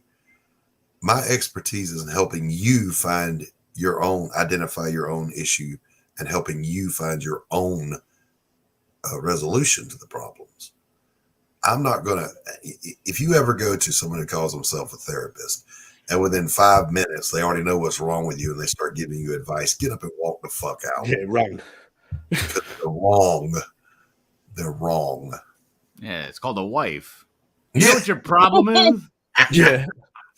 Well, that's, you know, that's the point. You know what? My problem isn't, Dylan, a wife. You can get that bullshit at a bar. You know what I'm saying? Uh-huh. That's not professional help. But yeah, all you're really doing is giving them the necessary tools and access to the tools to explore the issue themselves and come to a resolution. Hey, Telepathic Bunny, welcome. Says people Hey, that T are Bunny. therapeutic programming, I'm not ready for the process. Yeah, but even when a person is hostile to the process, like when they're mandated by court to come, if you use skilled responding and you're good at it, you gotta remember that universal need that everyone has to be heard and I mean truly heard and truly understood. How many times have you said to someone, for example, that you're having an issue with, you're not listening or you're not hearing what I'm saying? Because they're not. People tend to talk like a ping pong match. They just go back and forth. For example, if Manicore comes in and he's really excited about a fishing trip he just got back from, he wants to talk about his fishing trip. He doesn't want to hear about fishing trip was fucking off tits, man. Yeah. He don't want to hear about mine I had 5 years ago. He wants to talk about his. It's simple. People just want to be heard. Dylan heard fishing then, and he's like, "Oh, fucking fishing." And you know, did you see any response from me at all when the word? I saw it on the inside, Dylan. I saw it on the inside. A consummate professional. Doc is talking. This is his story. Nothing to do with me. Wow. I think he's trying to pull some reverse psychology on you or something. Never give advice. The wise don't need it, and a fool won't heed it. Of course, the actual meat to that is if Fanta comes to me with a problem, and I just tell her, "All right, here's what I think you should do," and she goes and does that, and it works. Who fixed her problem? She didn't. I did. Yeah, if I you give did. advice and it blows up in her face, whose fault is that? It's not hers. It's mine. So she doesn't have any growth through that process. But if I hear her problem and I help her find her own solutions and they work, then she learned to solve that problem. If it blows up, she learns that's the wrong approach. I need to try something else. Yes, a lot of people talk. Isn't that like the exact opposite of what you just said about the wise don't need it and the fool won't heed it? No. Because if you give her advice and she's a fool and she took it, then you know. What if she's wise and she took it? You know, people need advice every now and then. At the same time, you know, I would turn to Dillard and I would say, I need your advice on how to do this panel layout. I would not turn to Dillard and say, tell me how to fix my relationship with my son. Yeah, I got you right here. I can tell you right now how to fix it. And therein lay the problem with most people that give advice or that. And I'll tell you this too, when we were training to do this stuff, the starting class was 120 people. There were only 30 of us that graduated because people could not stop themselves from wanting to be the fixer. You're not a fixer, you're a helper. It's not your job to fix anyone's problems. Provide the tools. Yeah, you just give them the tool. Exactly. I tell people, I'll drop off everything you need to build the house, but you got to swing the hammer. You know, it's your job. It's your work. It's your life, not mine. Wow, it started raining here. God almighty. The bottom just fell out. All the oak trees have already fallen. Whatever weather you had has just arrived. I don't even know if it is raining here. I just heard that thunder. Our weather always comes out of Alabama, so Fanta, you could give me a heads up next time and warn me this shit is coming before tornadoes. Well, I asked you if you heard it.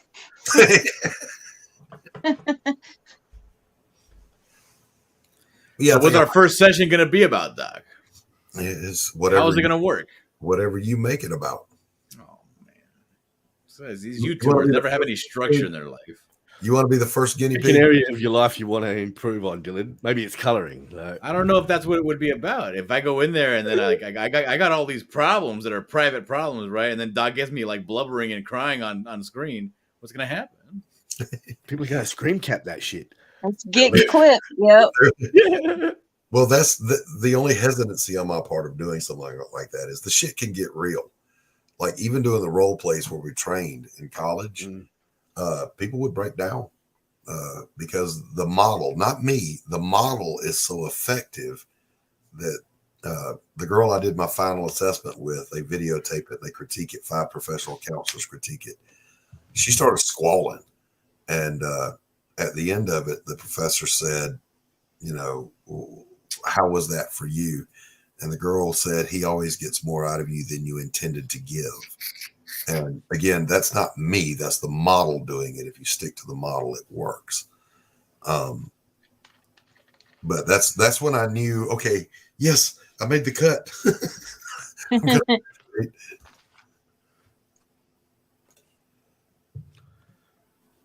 Kids just came off third. Hey, Michael Taylor, good morning. So what do I say? What do I say when I show up? What do I say to get the conversation going?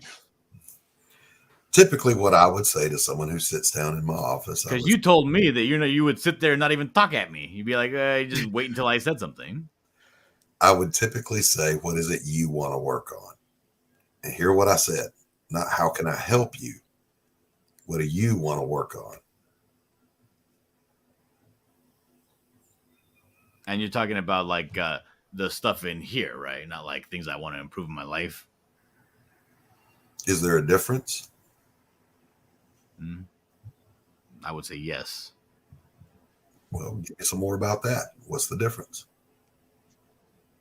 Oh, you made me do critical thinking, Doc. The fuck? Oh, shit. I have faith in your abilities to think critically, sir. All right, let me get thinking. Hold on. What's you take that hood off? Let me take it back and say no, because I don't want to like list off differences.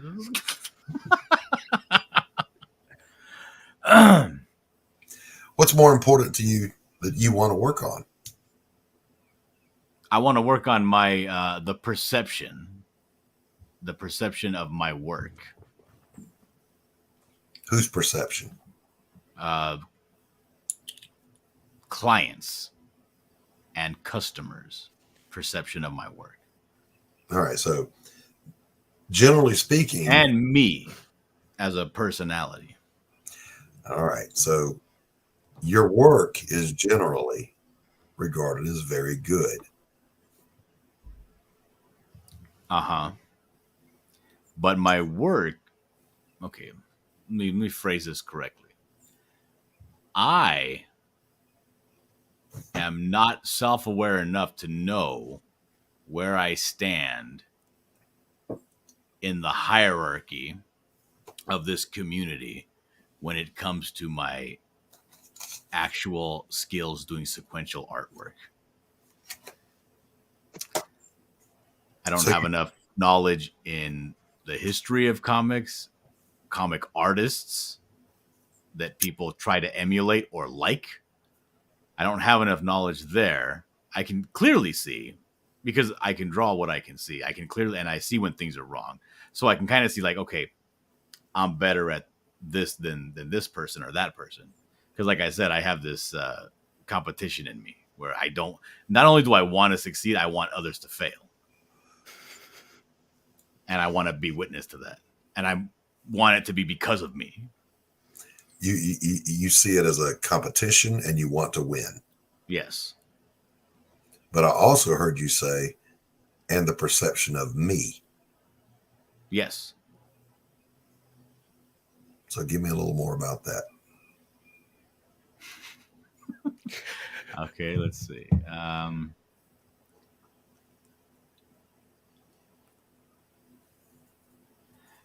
I think the problem that I would want to most address with people's perception of me is my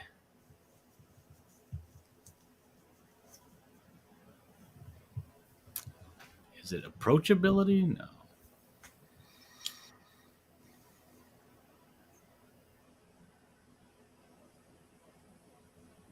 I guess no, not that either. How do people see you, Dillard? I'm bad at that. I'm not. Yeah, I don't know. I think I have like a vague idea, but I can't even say I have like a general idea. What is it they say? There's like 3 versions of you. There's the way you No. see yourself. Oh, well, yeah. not you. I'm just saying, yeah, that's the way you. No, like the way people. you see Okay, yourself. so let's take it this way.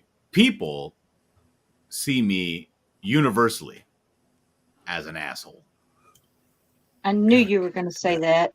You can test to that. None of these are helpful comment panel. But so people see me universally as an asshole. But even after they get to know me, they like me better, but they still see me as someone who's too abrasive. Mm-hmm. And I don't see myself as abrasive. Mm-hmm. Like, I don't get it. So unless I were to try to like be more fake or be more what I would see like be more artificially like personable, like a talk show host, right? Like a Jimmy Fallon or something, like that kind of thing. I don't see how I could change that because I've even gone done little test streams where I'm meet somebody new and I'm very nice, but even after that, like talking to them in the back room afterwards, they're like, hey, you kind of fucking went too hard and too fast. Like, I don't even know you. You know what I mean? So you said something key. You said artificially personable or artificially nice. Yeah. That's not. That's not who like, you are. That's like not. I not see it real, as levels, right? I don't know. Well, you're saying that's not the real you. That's fake. Right. Because I think that the real me is I'm kind of nice to people. Mm-hmm. If I have something bad to say about their stuff, if they don't ask me about it, I don't offer my opinion. Mm-hmm. Now, if somebody says, "Hey, what do you think of my page, Dillard?" I'm like, I don't like that. I don't see abrasive as a bad thing though. But I won't offer up like a critique without being prompted. Right, but that's about someone's art. Huh? That's about someone's art. That's not okay. Yeah, that's surface level shit. You know what I'm hearing you say is that you yourself are perceived as being abrasive. Your word, but that you don't feel as if you're being abrasive. You see yourself as a nice person. You just don't want to be that artificial nice. You don't want to be fake. Right. And so when it's not seen, or I should say, what I'm hearing from you is that when people say, you're abrasive or you went too hard, too fast, that's not your intent. You're being genuine with them. Yeah, all truth can come across as abrasive sometimes if it's like not sugarcoated enough. I was gonna ask, is it okay if I smoke in here? It's your own fucking house, man. There was a sign on the door of my practice that said, "This is a smoking facility. If that bothers you, seek help elsewhere."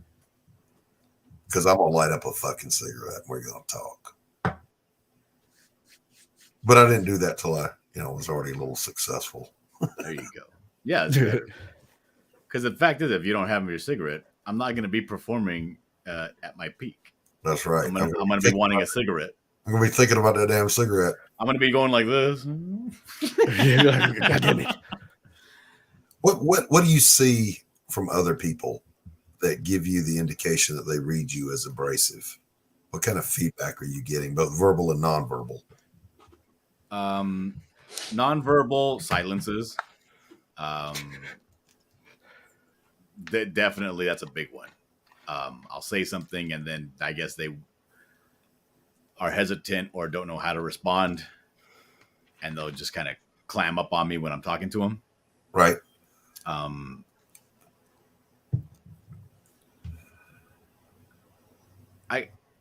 I got a pretty big ego, so I sometimes I read into things that aren't there, but usually I can catch it before I get too far down that rabbit hole. Like if I'm talking to someone and I see them doing this, I go to a 10 in my head immediately. And I know that people have things like lives, right? They have to do things and stuff. So I kind of have to check myself. When you see that, those are non-attending. People are expressing discomfort. They want to be somewhere else. You know, they're looking around, they're fiddling with their keys, they're checking their watch. And you're reading that as, well, fuck, this person doesn't want to talk to me. Yeah. No. I see that as someone playing games. I can see it as a direct affront.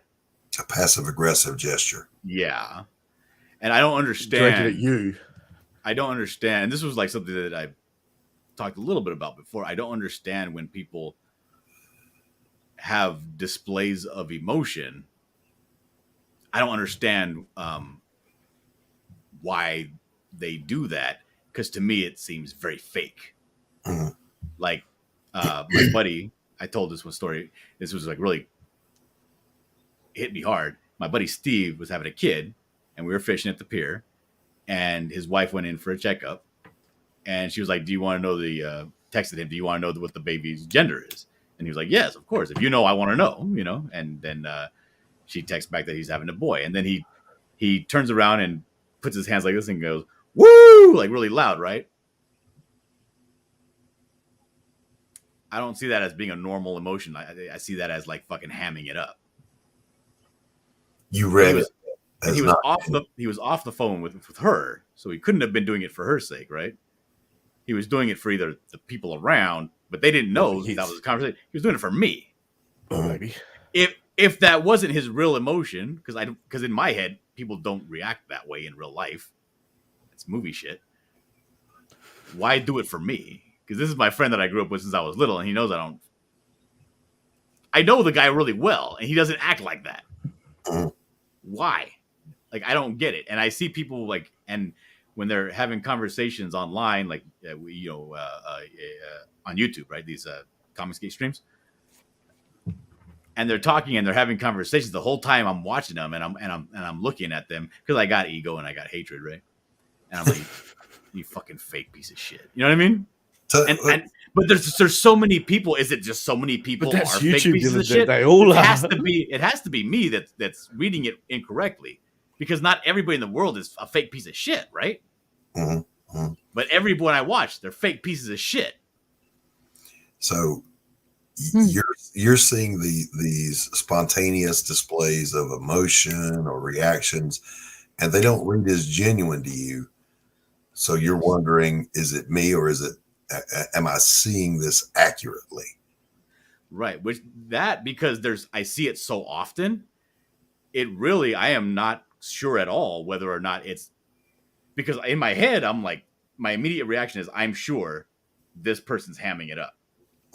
This person's being a little fake. This piece has been a little kiss assy. This person's focusing on this person because this person is obviously the most, if you have a guest on like a panel of people, this person's talking and they're talking directly to this person because this person has the most subs and everybody knows it. And this person doesn't, and they're ignoring them. And I can't watch something without that constantly going through my mind, all these things, right? And I read it as these people are pieces of shit. You're looking for the angle. Yes, I'm looking for whatever fucking angle they're playing from. And everyone's got one. And it can't be that many people are bad people, right? So later on, you're thinking about it, and it's like, it can't be everyone that's that way. Is it me? But then I weigh that against how people perceive me, Dillard. So, right. So I would like to work on that, Doc. all right, we'll stop there because that's exactly how a session goes, and we just got to. Okay, you made a breakthrough there, Dylan. Here's what's really going on, and I'm not going to comment on that. You know, some people will go, "Well, this is your problem," or "This is that," or that. No, this is a process of peeling layers of an onion. You got to peel back the layers to get to what's going on. You know, at that point, I'm going to just stop because shit can get deep really fast. And, you know, I'm not sure we want to do that on a live stream. Well, isn't that the point to do it on the live stream? So it's Colonel Moore says Dillard is right. Yeah, so we can get viewer clout. Well, thank you, Colonel Moore, for coming into my chat and calling me a piece of shit. Thank you for that. Hell, Morg. There's like no bullshit. Now the session's over, I can talk freely. That means without thinking about it. Like I see people, and like there are certain people that I gravitate towards as being like, you know, more genuine than not. Finatra is one of them. I love Finatra. Yeah.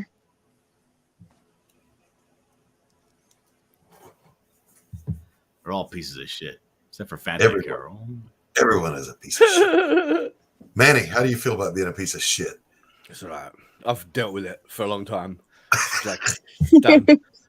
I'm at peace with the level of piece of shit that I am. It's only up from here. Always have. Yeah, I like him. See, and the thing is, like, I'm not saying, oh, he's a piece of shit because he's a jerk. I'm like, no, he's fake. That's why he's a piece of shit. Not you, Manticore. You're cool. That's why Manticore was laughing, because when I said Fanta and Carol, we were talking about it backstage. I was like, of all the girls that are online, I think Fanta and Carol are the only ones that aren't like fake, doing crazy shit. Fucking playing an angle. Carol could be a guy. I don't know. I like to shut up, man. I only say it because every time I say it, she's like, "Shut up! I'm not a guy." I like to meet people where they're at. You know what I'm saying? I will accept someone for who they are in that moment, because again, I don't know them in their real life. I only know what we present to one another in these streams or in the chat. Now, if a person goes out of their way to make it perfectly clear that they're an asshole, then I'm going to go, okay, you're an asshole. Because that's what you're trying to do. You're like trying to differentiate the shitty people from the good people. But like in YouTube, it's hard to like judge like whether they're just trying to. But like, I've been in CG a while. Like, yeah. And like I've dealt with people that like where I had the inkling that these people are kind of fucking fake, and then all of a sudden we got involved in a project, and then it's like everything fucking blew up because it all came to a head. And like there's some people you got to like kind of like read your feelings and kind of go with them after a while, so you stop. You trust getting into bed with people and being let down. You know, you gotta trust your instincts. Like Kate's like, hey, now, no, I don't mean Kate. But the thing is, like Kate, like when I saw her, like I think it was 3 days ago, right? I saw Kate in the chat and she was talking, but people were not reading Kate's chat because Fanta was in the chat, and Fanta is always in everybody's streams, not Kate, right? Steals the show. Kate's only in a few streams, and Fanta is everywhere. So everybody's like, hey, what's up, Fanta? Right? I was like, they're kind of like leaving out Kate, right? And I categorize them as the chicks, so like they're their own little thing, right? I don't give a fuck about the guys in the chat; they're all guys. So I'm like, oh, you know what? Let me fucking bring some attention to Kate, and so I start talking about how Kate's talking shit on me all the time, and like play it up, kind of like I do with the Chrome Dog, right? I see that people are kind of like sleeping on Chrome Dog, so everywhere I go, I just talk about Chrome Dog. Yeah. I did it to Hardgrave once on Finatra's stream and got his wrench taken away. But then they call it Finatra he was after his clout. Yes. No, but the thing is this. I feel like they found me out, right? Because this is a tactic I use a lot. When I see somebody in the chat that's being like nice or something, but nobody's paying attention to them, I'll do something to bring attention to that person. But then a year ago, they were making a claim with that comic artist, with the other comic artist, the one that's the transgender one, that they had a new thing called love bombing, And I was like, is that what I'm doing? Like putting all the attention on a person? Love bombing them. And then maybe it's not like maybe that's me being a fake asshole, right? Because it's not like I fucking have, I've always wanted, I'm waiting for a Chrome Dog to come out. But it's just, I felt like they were not getting enough attention, so I did something like that. Maybe that's me being an asshole, a disingenuous asshole. It wasn't because you like wanted to like manipulate the situation or like whatever. You wanted people to get more attention. Like it's not a bad thing. It's motive. Like it is manipulation, though. Yeah. So what? Isn't it? But to the good. Is if there good? Is such a thing. Is it good? Yeah, there is. Yeah. Because I had no. You might not like it, but there is.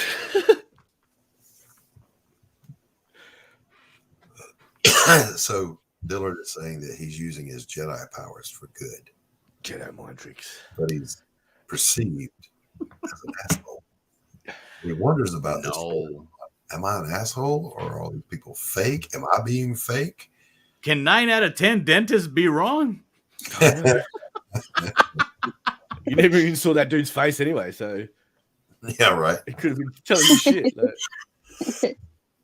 I need some more coffee. I'll be right back. Okay.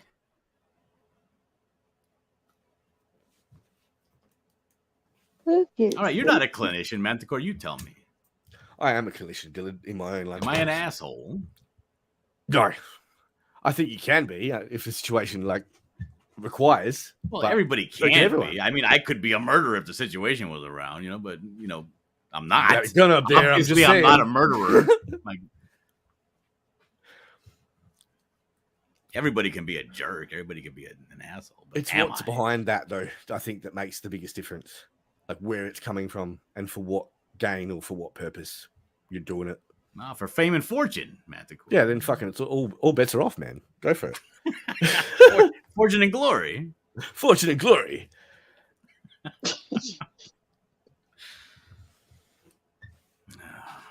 And then I say Rob Graves and fill it with fill a museum. There you go. Yeah.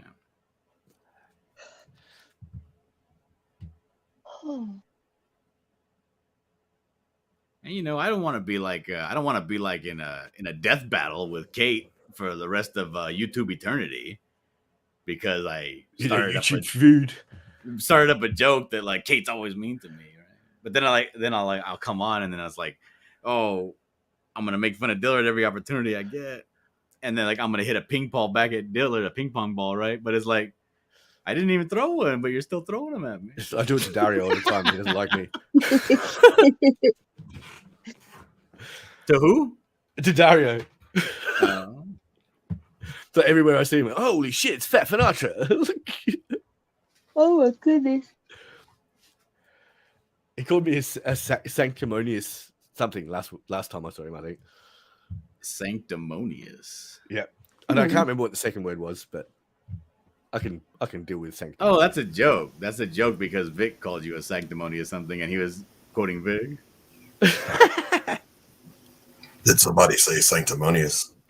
I'm not even really sure what sanctimonious means. I think it means like you think really highly or that you're a good person when you're not. Yeah, I think so. That's me, I guess. 9 out of 10 dentists agree with that definition.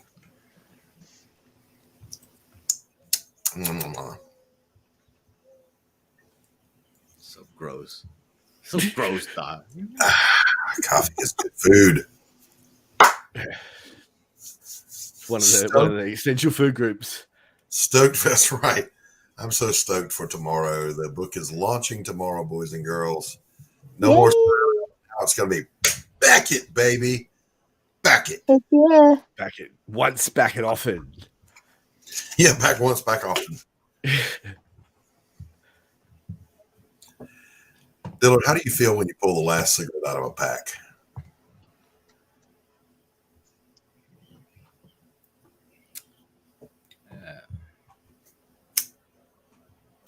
Do you die a little death inside? I've heard him like die a little death on stream.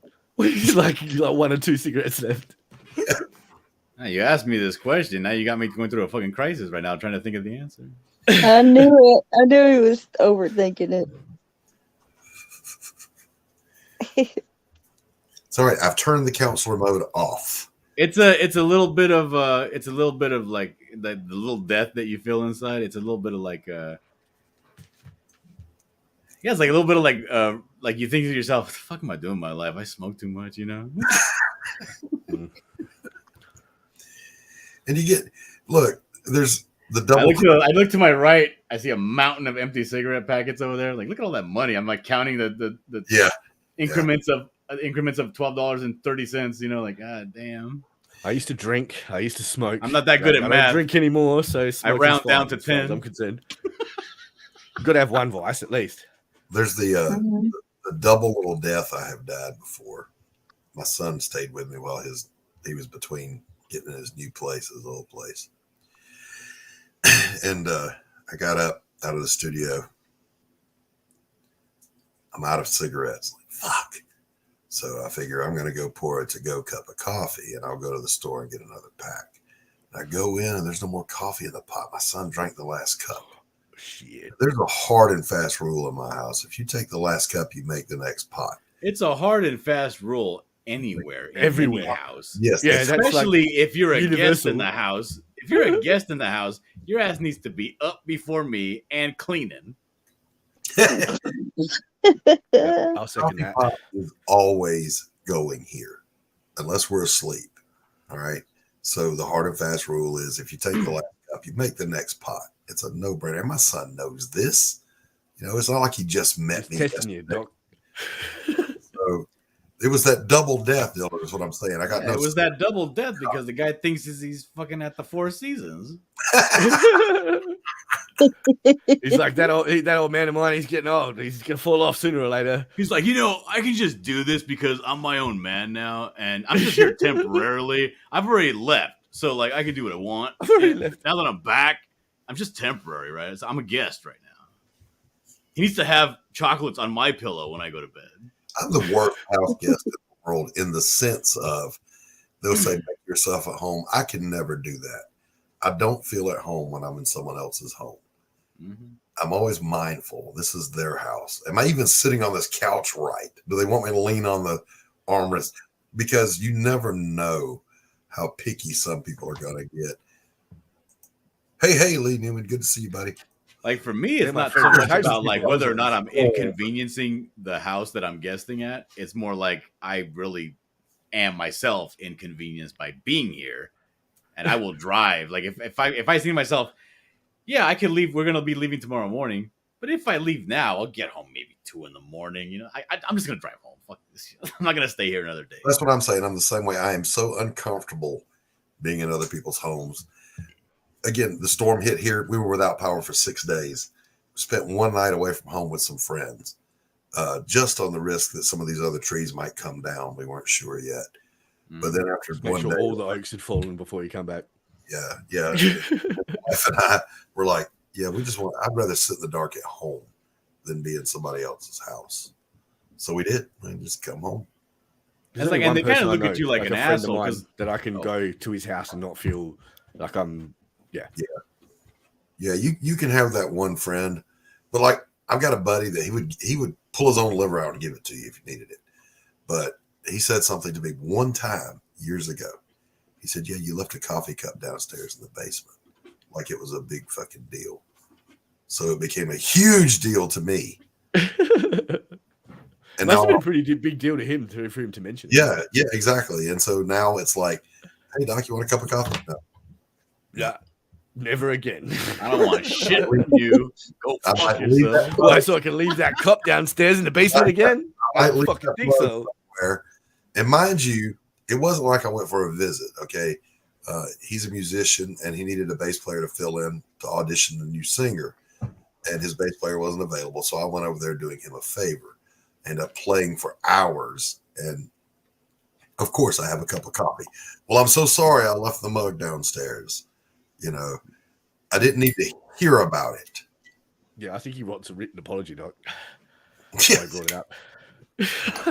But that's what I mean. You know, you just like, I'm sorry. I'm not your son. I'm not your fucking daughter. If you got a problem with anything I did, fucking throw a punch. Yeah. Come at me, bro. Hit me, brother. Hit Shut me. the fuck up or throw a fucking punch. Take a swing. Yeah, take a Pick swing. one. Or shut the fuck up. Take a swing. Like, most of my close friends know that about me, though. They're like, Tell 'em like if this, there's what? something that you need to say, just say it. Like, You think you can handle you're not it? going to offend me.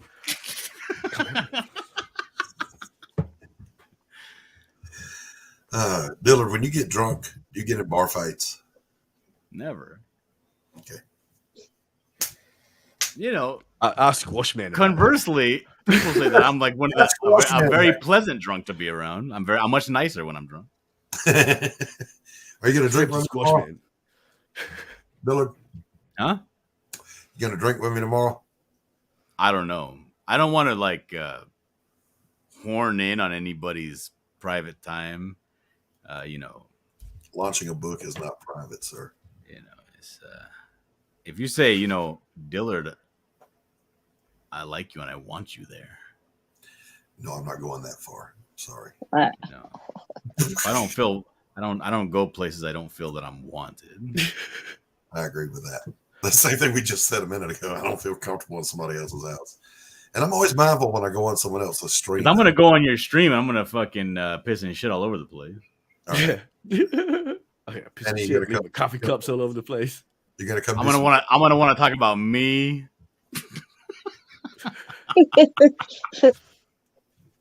I hate when people do that. I'm just stoked. I want to get this launched. You know what I'm saying? Yeah, you've been in signups for a while though, haven't you? Yeah. But you know, my strategy from day one, and I said this, so it's on record.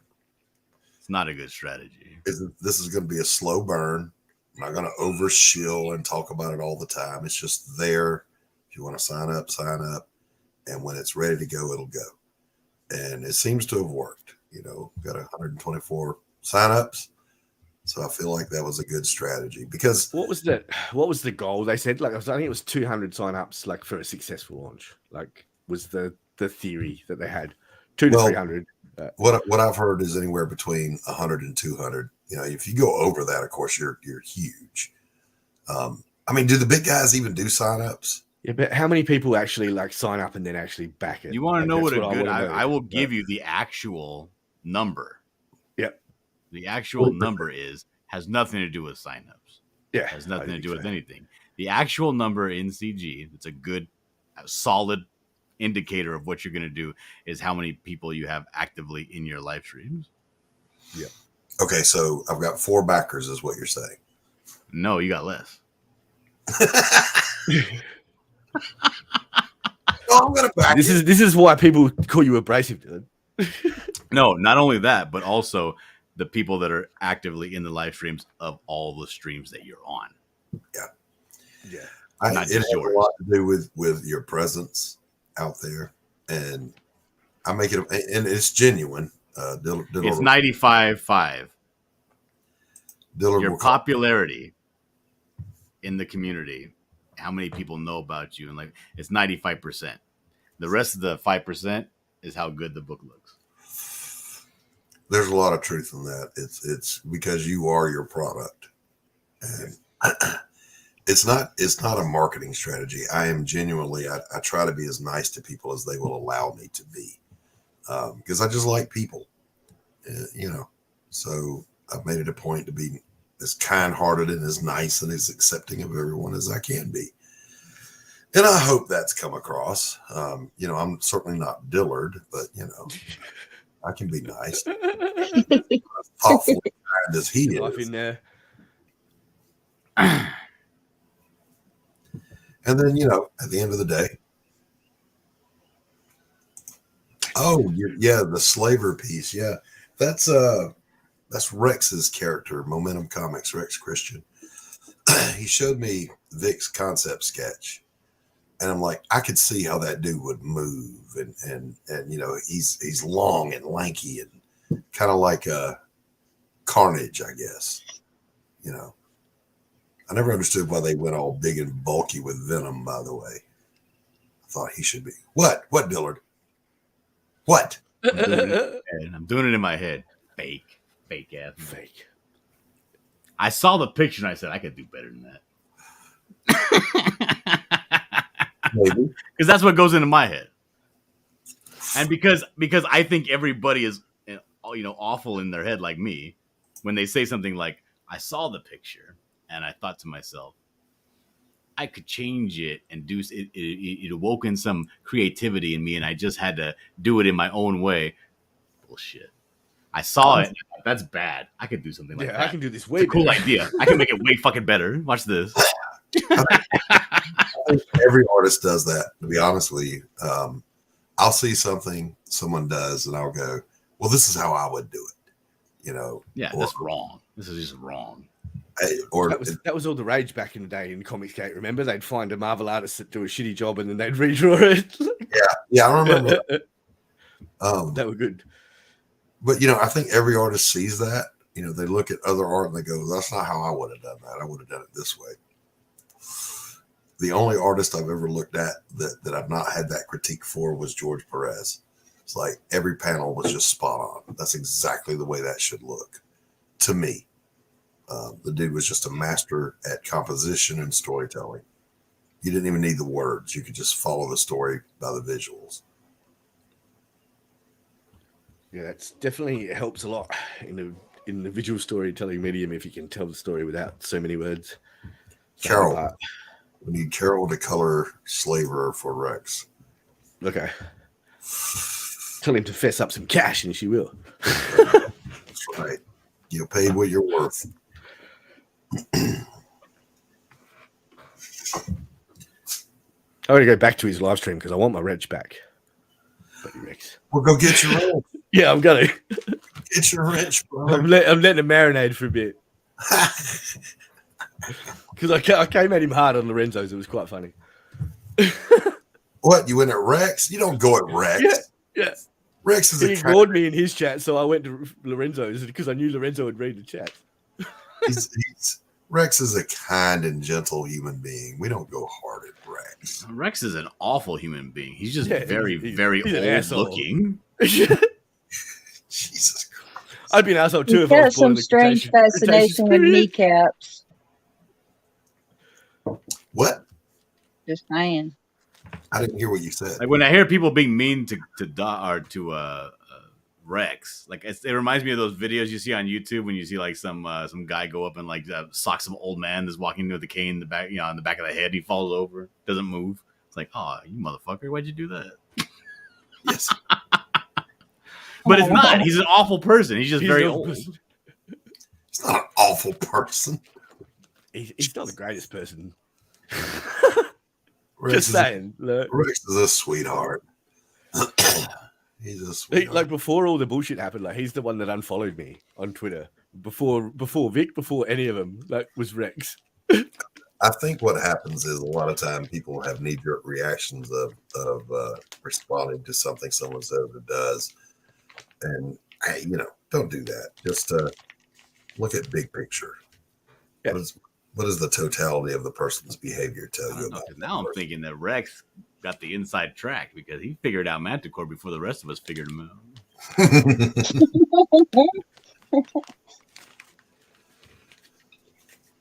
You have to allow for human frailty, loyalties, friendships. All this stuff can get all kinds of sideways on you. I don't do that. I don't participate in the. I don't do it either. It's not worth it. In beef, I don't do beef. If someone's got a problem with me, then that's their problem. It's not my problem. It's not my issue. Yeah.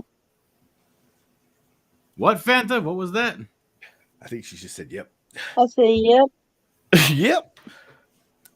Yep. Yep. Is that Sorry, Bob? Is that a Southern thing that we're just a kinder, gentler people here in the South? I thought you were going to say the word YERP. Europe. Now I say here in the South, as Matt really below the equator. Yeah, we have our own version of rednecks here. They're called bogans. Bogans, yeah. Help a bogan out. Help a bogan out. Do you ever watch? Yeah, we got the Mexican version of a redneck is called a chunti. Chunti. short for chuntaro. I mean, basically, because you get the guys that wear the huaraches, right? The sandals with the tire tread for soles, and they wear them like ironically because they're hipsters and they're traditional, right? But then you got the guys, the chuntis, that wear them because that's what they wear. That's their outfit. My huaraches es muy firme, right? Did you see that video, Dylan, of like that guy dressed as a Mexican, like in like America, and like he's talking to like people, and they're like, "Do you find this offensive?" Yeah, like, and then he goes to Mexico, and they're like, "No, I like it." Fuck the Like, shit out of that guy. Yeah, but he goes down to Mexico, and they're like, "No, man, you like yeah, we love it. Looks good. No, they would have probably, sucked like, the shit out of secretly him. laughing They would on have the inside, fucking like, punched this that is guy into fucking next weirdo. Tuesday if there wasn't a camera on him. Yeah, you reckon? Oh, absolutely. It's the only thing that saved him was having that camera. Yep. People don't fuck around like that in Mexico, especially TJ. Fuck that. No, TJ can get you killed. Don't go down with a case of the stupids to Tijuana. Tijuana. You might not make it back. Here I am in Tijuana, eating barbecued iguana. They don't sell barbecue iguana in TJ. I know we all if you're ever stationed in San Diego, you have to go to Tijuana. It's a rite of passage. So I went, and every port of call you ever go to in the military, they show you a little film of the do's and the don'ts, the local customs and whatever. There were too many don'ts. It always is About Tijuana. Just one big don't, right in the big don't do category. anything. Like, just the entire country of Mexico. Don't. Oh, yeah. I went down and I didn't do all the touristy shit, man. I found like this local little bar. And mind you, Tijuana has exploded since I was there in the 80s. It's much bigger now. I went and I just found this local little bar that was nice, cool, and shady, and they had good beer. And I just stayed there and drank beer. And it doesn't matter how many of your service buddies go with you in your party to TJ. Don't fuck around. No, you don't go down and fuck around. You don't do it. I did, however, get a little buzzed, and the rule back then was you had to be back across the border before sunset. And one of the kindly older, you got to leave early then. Fuck, it's a long time to get back across that border. Yeah, one of the kindly gentlemen said, "Don't you have to be back before sunset?" And I looked outside, and the shadows were getting long, and I was like, "Oh fuck!" Yeah, you get iguana popsicles. There was literally a warning in the news: beware of falling iguana. Yeah, because they get dopey when it's cold and they just fall out of trees. They're the people. What? You can almost see that warning sign on the road, though. Beware of falling iguana. And they're bloody heavy, man. Like when they're dead weight and they fall, like they give you like fracture your skull. Wow. End up in a coma because you get hit by a flying iguana. I can imagine I'm working the ER that night and somebody rolls in with a head trauma. What happened? Iguana. Oh, okay. Apparently, like in places like Florida and that, they've got like people like that they hire to hunt them now, like with like blowguns and like all sorts of shit, right? And then they just eat them, man. Like one big cook up and eat the whole lot. Like, yeah, iguanas and they're tasty, apparently.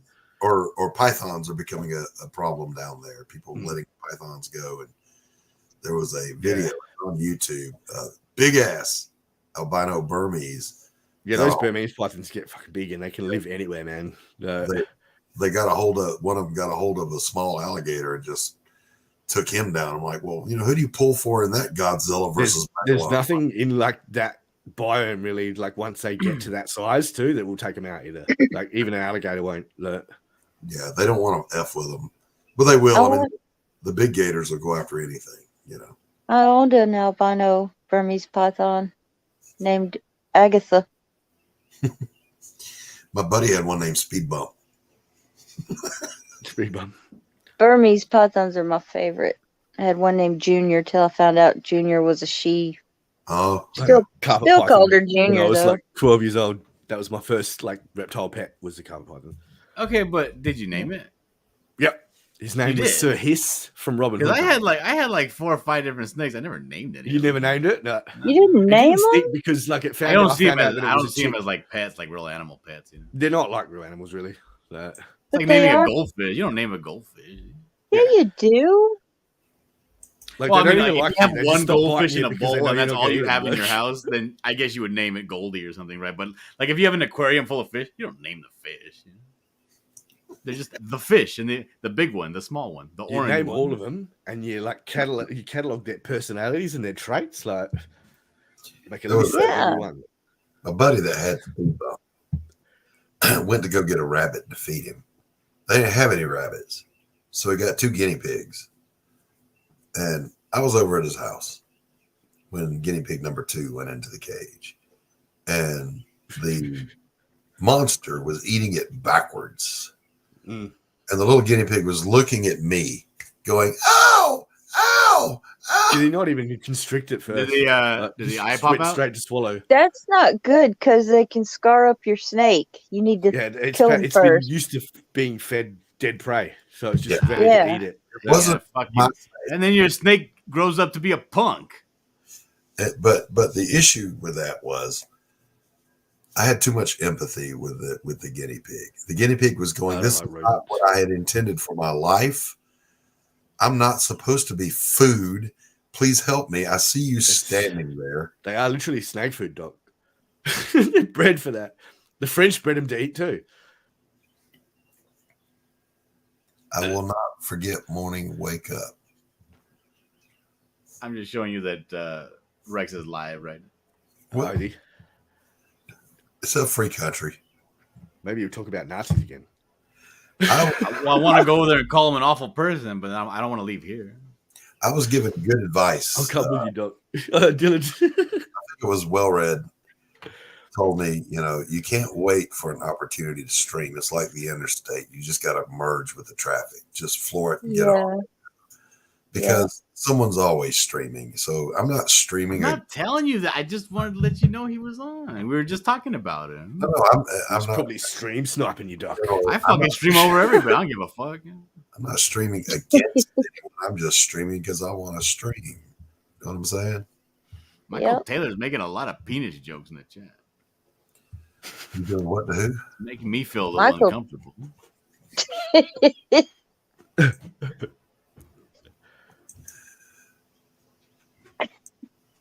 Yeah, they're like making other jokes in the chat. Okay, so it's so weird. I was taking my kid to school, right, and she wanted to hear the song because she heard it on my wife's TikTok. She had that song, that Billy a T song, that sea shanty song that got famous like last year.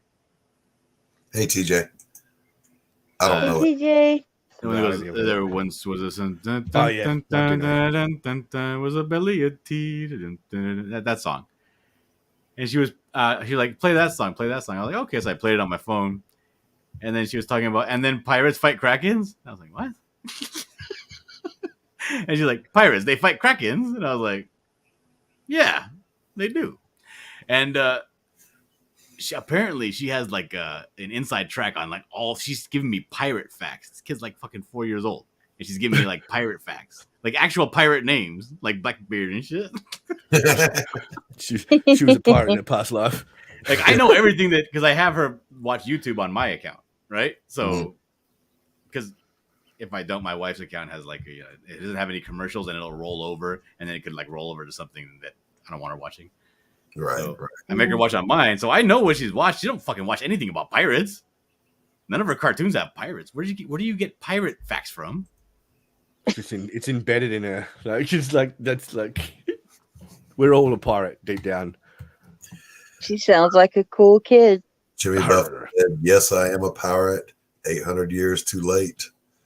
The cannons don't thunder. There's no one to plunder.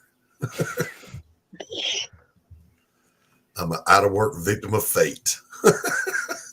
Jimmy Buffett stole my life. Okay, the way the cookie crumbles. Jimmy Buffett stole my life. Every time I think of what is that movie? What is the movie called? The one that got the guys from Broken Lizard, the guys that do the Super Troopers. They did a movie when they were in the Bahamas. They were like running a resort. Remember that? Yeah. No. There was a great scene in that film where the guy, it was like one of those misdirection scenes where the guy's talking about like, yeah, there used to be a killer in these parts, a guy named Phil Coletti, and he lost his family, whatever, and they kicked him off the island, but he came back in a dinghy that night, and he was wielding a machete, and he killed all these people in the Club Dread was the name of the movie. Killed all the people in the club, and apparently he still wanders the island. This guy Phil Coletti that murdered everybody with the machete. They call him Machete Phil. Machete Phil.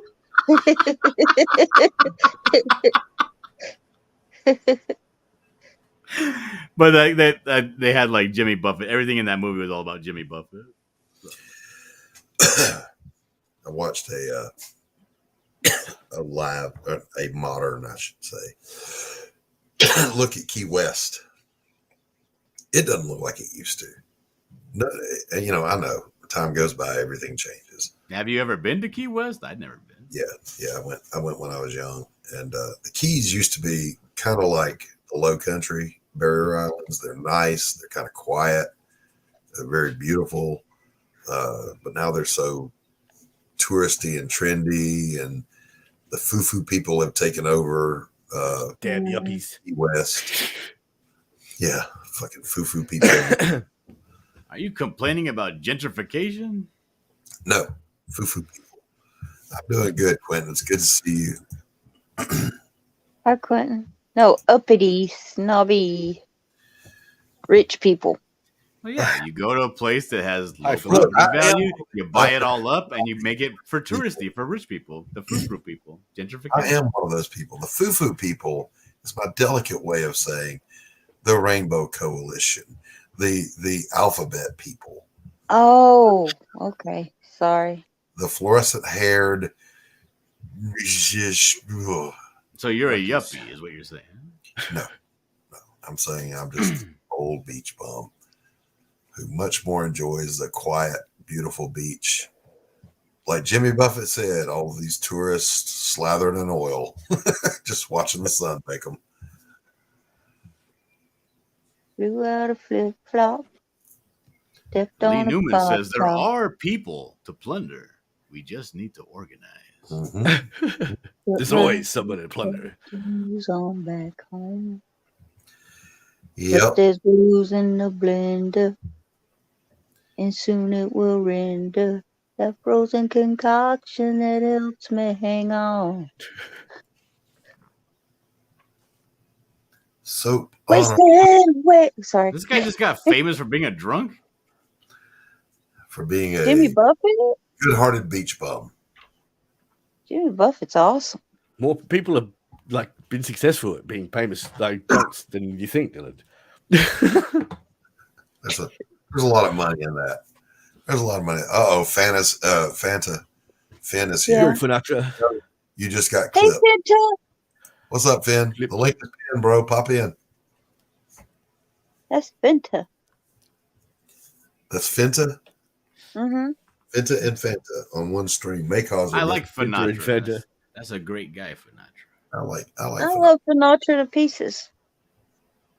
I was just saying earlier how much I like Finatra. Lord You Stankus. Stankosaurus Rex. Finatra's not one of these fake pieces of shit.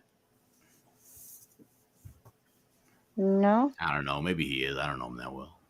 Maybe he's just really good at it, Dylan. I was just going to say that.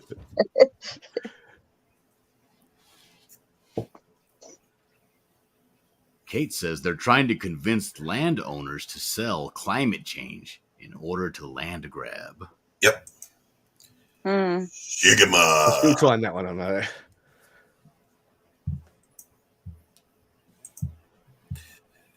He's a reek piece of shite. Oh, real. He corrects himself. Real. Yes. But, it kind of worked the other way too, Finn. Just saying. Yeah, the Keys, Hilton Head's the same way. Hilton Head used to be, hang a right on this road that goes to the middle of nowhere and you end up there. Now there's a Clover Exchange and another way on the island that didn't even exist when I lived down there. when you get to the corner where the palm tree's making the stop sign lean to the right, make a left. Yes, that's what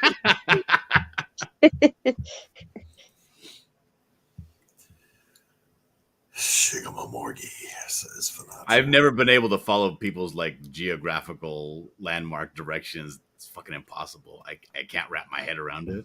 Yeah, because who sets the geographical location? Like everyone's like got a different idea of geographical location. No, I mean like landmarks, right? Like, oh, did you see that? Did you see that big tree? That's where you turn. I'm like, what the fuck are you talking about? What the fuck? Yeah. I was looking for a road, not a tree. This guy had elm or is it maple? Where do I turn? Elm or maple? Fuck when the I was big young, tree. he called me up and he said, "Hot damn, come get me." I said, "Where you at?" These were his directions. Hot damn, dead dog on road, hang left, Rice Krispies on back porch. Click. What? I'd be like, well, I guess I'm never seeing him again, man. Yeah, it sounds like the ramblings of an insane person. Nice knowing you. Damn, dead dog in road, hang left, Rice Krispies on back porch. Yeah, I got a call from my sister. She's like, "Can you pick me up? I got my fucking tire blew out." I'm like, "Well, where are you at?" Well, on the left side, there's a big field. Literal randomness. And on the right side, I could see Mount Rubidoux. I'm like, it narrows it down a little bit. well, I know that you're somewhere to the right of Mount Rubidoux. That's I know that.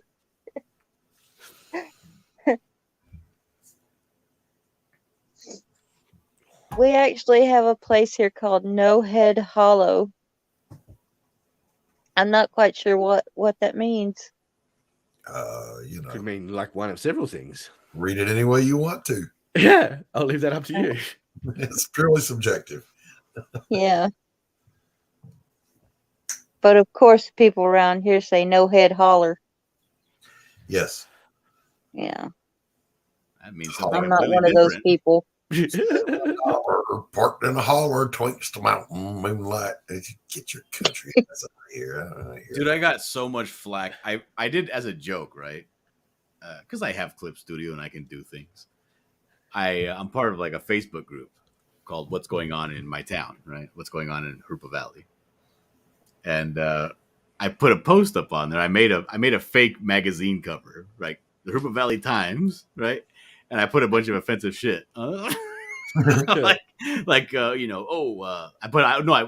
put some benign stuff, and then I put some offensive shit, like fucking bums everywhere and no relief in sight.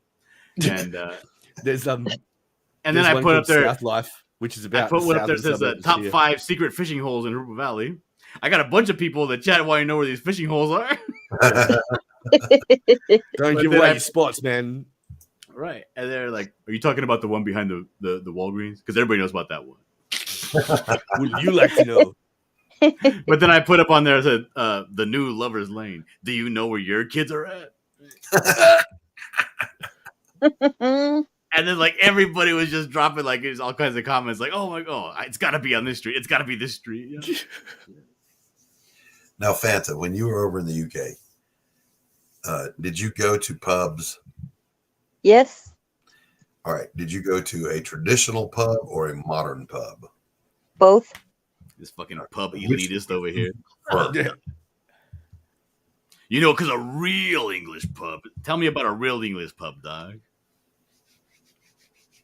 I'll let our UK people tell you. It's full of whinging pots, probably. I've been to one. Yeah, I asked which do you prefer, like the modern ones or the more traditional? The more traditional. Yeah. Pub for public house. I open my house to people to come in and have beer and a sandwich. And that's why they call them landlord, not bartender. Hey, landlord. Next time I go over there, I want to do the Jack the Ripper walk because it ends up at the 10 Bells. Mm-hmm. It's still going. I want to know, I can't remember the name of it, but there's a pub in London that we've all heard the saying, I'm on the wagon about not drinking. It comes from this pub. When people were condemned, they're going to be executed. They're standing shackled in the back of a wagon, and they would stop at this pub, and they're allowed to get one last pint. and they say, would you like another? They said, no, I'm on the wagon, meaning they're on their way to die. They're only allowed to get to one. And that pub is still operating. Well, you know what else? Brings a whole new meaning to Last Strength, doesn't it? Right. I went to this little place. Home, you can't say it. And when somebody will tell you something, you'll be like, "Oh, that's a cock and bull story," Mm-hmm. Well, I went to the place and saw where the Cock Hotel was, and then down the street was the Bull. Yeah. So a story would start at the Cock Hotel, and by the time it got to the Bull, it had changed. So it's a cock and bull story. That's right. That's right. So I got to see those. I didn't go in either one of them, but I did. I was standing right outside of them. I've got pictures and stuff. Yeah. There's a good channel here on YouTube. I strongly recommend it. It's called Jules Guides. Jules does walking tours of London, giving little known facts about it, and he's hysterical. It's really good content. You would enjoy it. The bar you're talking about is called A Pub on the Wagon. Good morning, Sketchbook. Hey, Sketchpad. And it says here that the sayings "one for the road" and "he's on the wagon" originated at this pub. Yeah. Which used to be called something else, stupid, but now it's called A Pub on the Wagon. Mm-hmm. What was the stupid it used to be called? They don't know. But they do know that it's named, they changed the name of it around the 18th century. Yeah. Yeah. But literally, I mean, could you imagine you're on your way to your own hanging? It was probably called like Hanks or something. Yeah. Stop and have Hanks. On the way to your own hanging. The lyncher. A short drop and a sudden stop.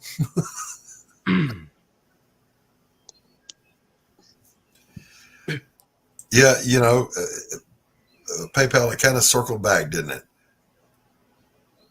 Who Red wants to know if Dario is dead. Don't know. I haven't seen Dario in a minute. Chat saying hello to each other. Hello, chat. Oh, I just finished the inks for a page for Dario. You want to see it? Sure. Here, I'll share my screen. I'll show you all the things I can do better. Be a short conversation. Hold on a second. Oh, well responded. What's up, Finn? hey, welcome. Thank you for having me. Holy crap. Hey, Finn. You're welcome, buddy. Let's see what we get. Those for Ocean Fang. Yeah. So it's this one where the monstrous anglerfish. This one I didn't put the lightning effects. I'm gonna do that in colors. Then they're swimming through some coral jungle here, and then they come across a cage, a little lobster cage that's been torn open. Mm. Dun, dun, dun. That's some big lobsters. Did you ever, in years when you were starting doing this on this journey, did you ever think you would be doing all this underwater shit? So when I wake up tomorrow, I'll be coloring that. Looks good. Very cool. Good morning, Brandon. Hi, Brandon. I'll be right back. All right. You guys mind if I shill for a second? It's your last day, boys and girls, to sign up for Pariah Blood and Mud because we launch tomorrow, baby. So here we go.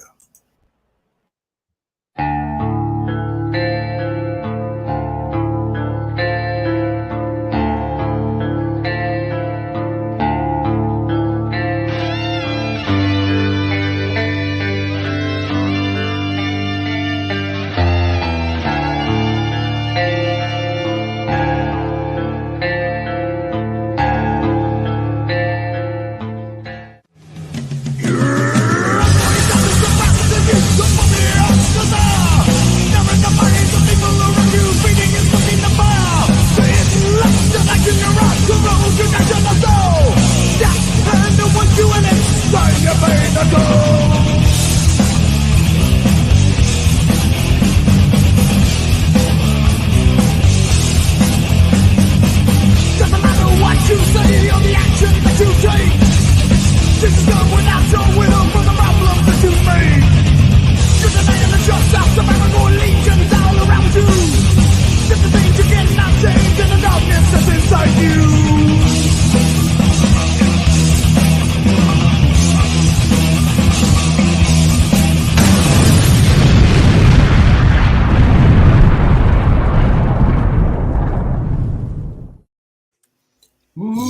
Yeah, baby. I'm stoked. Are you launching tomorrow, or I thought you were launching Friday? Friday. Today's Thursday. Oh, that's right. It's Don't scare me like that, Finn. Sorry. Friday here, Doc. I'm still on Wednesday. I am coming from the future. Yes, that's right. What does that mean? Calgon. What is that? It's the commercial. Calgon, take me away. Calgon, yeah, like what's that? Like beauty supply, like hair shampoo or something? It was stuff you put in your bath water, scented bubbles. So yeah. And the commercial was Calgon, take me away. That one song, that song from the 90s. Stephen B, what up? Bowcat Studios. Hey, what's going on, Stephen B? Good to see you, buddy. He showed up the other day to the Stank stream. It was very courageous of him to come to the slums of the Stank.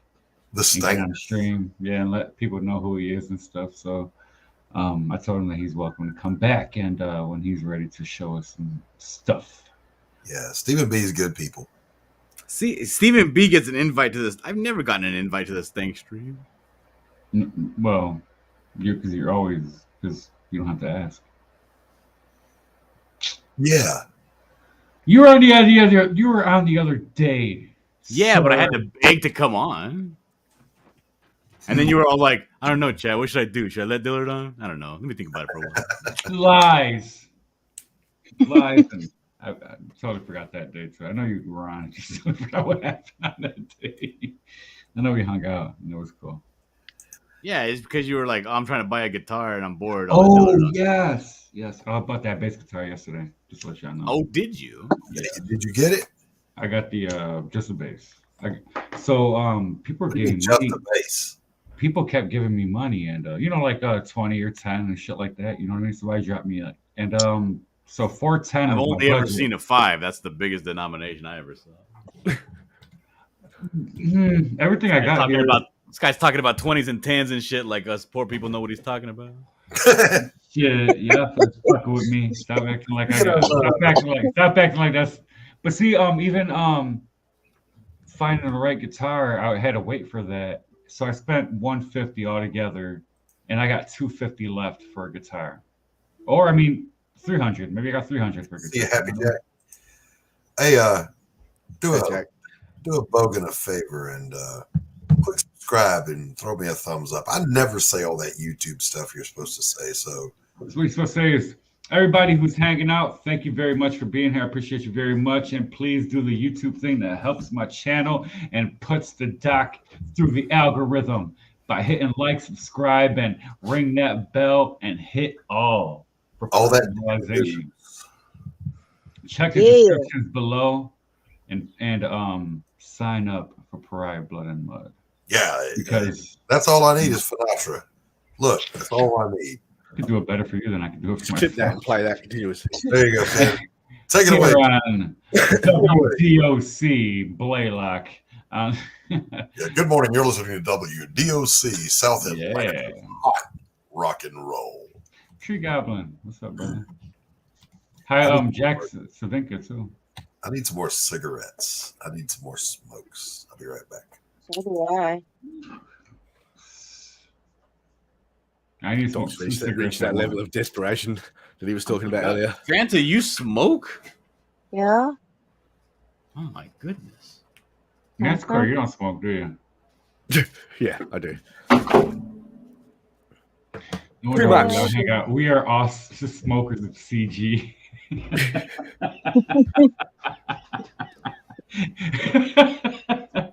We're hot boxing on stream. Oh, and RJ's in the house too. What's up, RJ? Holy crap. Carol's here. Carol's here. Carol's here. RJ's here. Critical Blast, my man. Hi, Carol. I was just talking about Carol earlier. I heard you talk about it earlier. Well read as well. Well read says he smoked for 10 years and then he stopped. Well, yeah, I'm gonna quit. But you're a quitter. I'm gonna quit. Yeah, I'm not quitting that shit. You weren't dedicated enough. I'll quit before I die. I'll quit when I die. Yeah, I'll quit when I die. Yes, sir. One of those. So yeah, one or the other. Here's all I know. I have a good time in this world that I fell into of comics. Meet some interesting people. You meet some cool people. You get to see really cool art from a lot of people. So thank you for that. No punchline. That's it. You know, it was CG that put me up over 500 subs.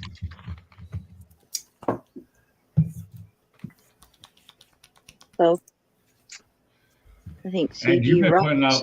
putting a lot of work too, Fancy. I've been watching your shorts and stuff like that.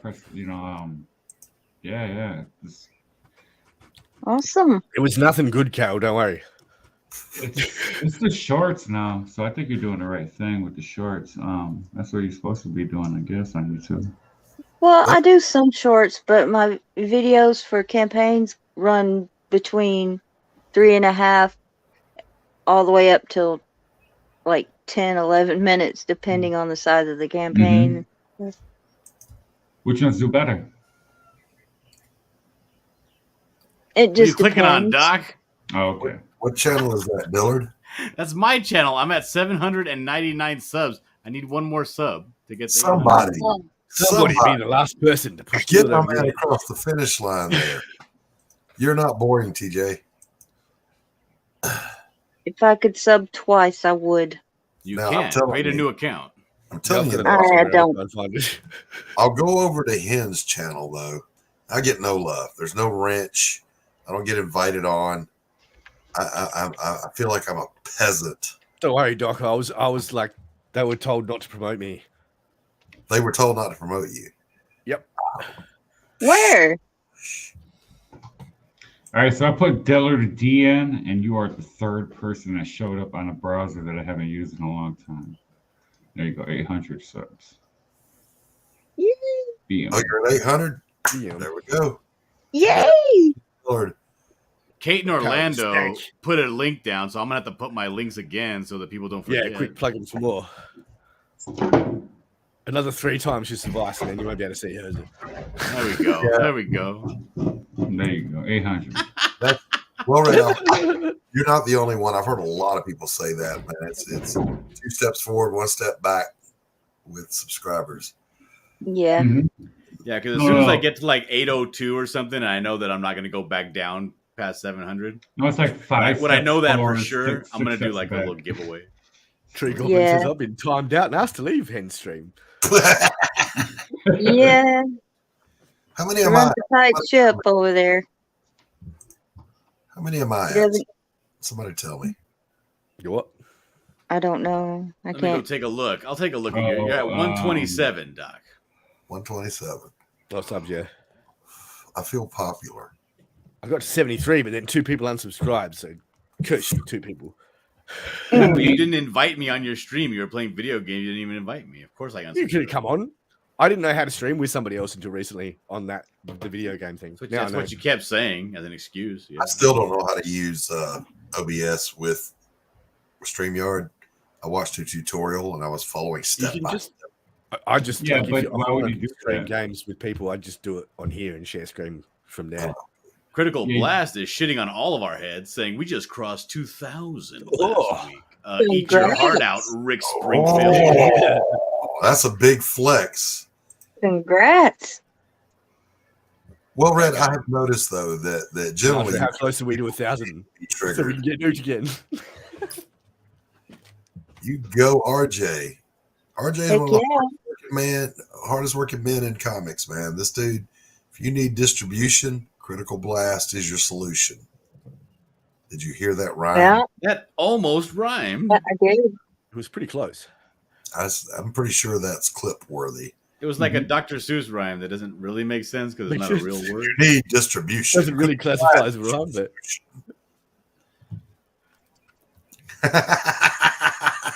Take it away, RJ. It's all yours. Yeah. To be fair, RJ's had his channel for 30 years. Oh, Carol was the one that unsubbed from Humanicore. Oh, yes. That makes me feel even better. How old is Do I the? need to put a disclaimer up like Anthony has that this is neutral ground? Neutral ground. Come on, Doc Stream. All these beefs are like, and nothing beats. They're not. YouTube is 20 years old. Is it? Well, obviously not. RJ's had his channel for 30 years. Well, I mean, 2002, 2003, maybe. Yeah, 2004, YouTube. I don't know. I think that's when it started. It didn't become a thing until like really like 2008, and then like, yeah. I've been watching YouTube content since I don't know 2010. 2007 for me, 2006. Yeah, see, I don't even watch TV, man. I've just got favorite YouTube channels that I subscribe to and watch. Yep. There's always good content. Jim Carrey has to go move into an apartment now because nobody's watching movies anymore. No more royalties.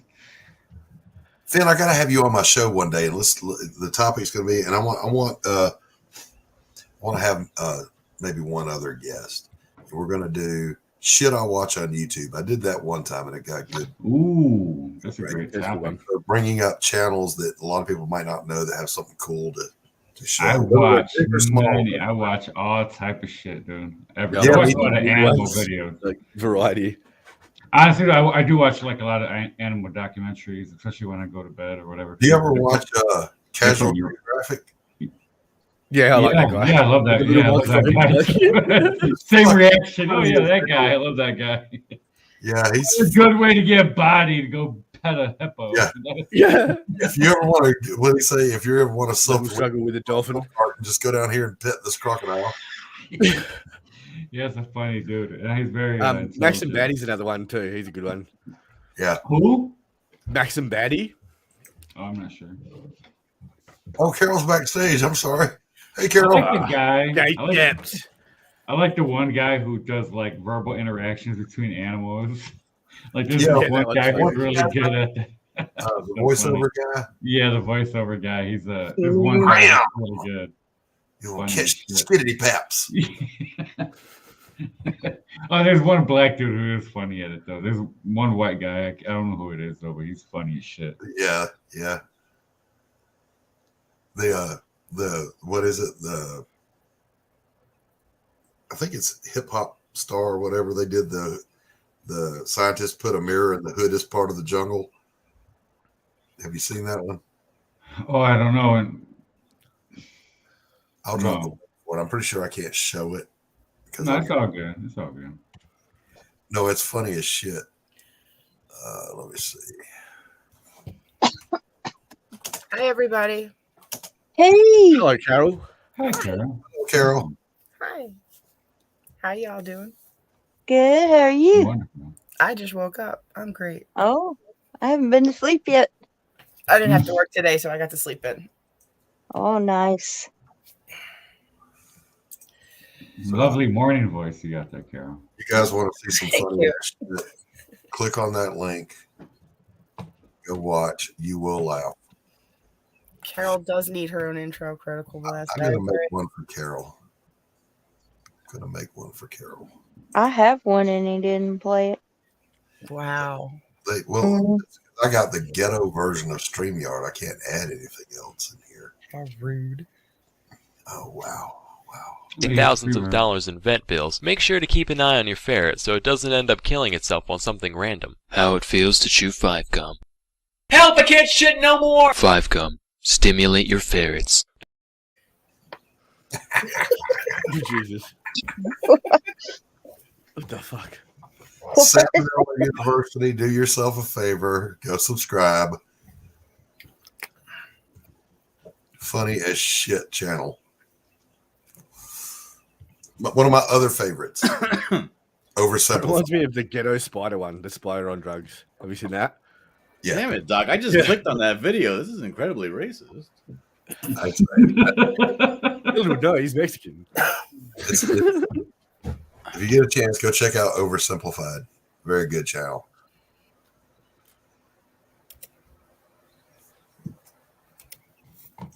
How dare you?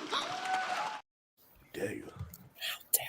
So How dare you? She's my hood ornament. Yeah, she's hood, all right. She's out there smoking weed and freaking drinking booze and Killing partying babies. hard. Yeah, Fucking throwing like lemmings off the cliff. So, Talking to me about wants to know, Dillard, do you have any tattoos? Yep. And he also asked me, do I do shout out videos? I don't know what a shout out video is, but I'm glad to give anyone a shout I out. just had mad deja vu then. Tiller's got a Thug Life with 2 crossbone like Glock 9s on his fucking belly, like Thug Life.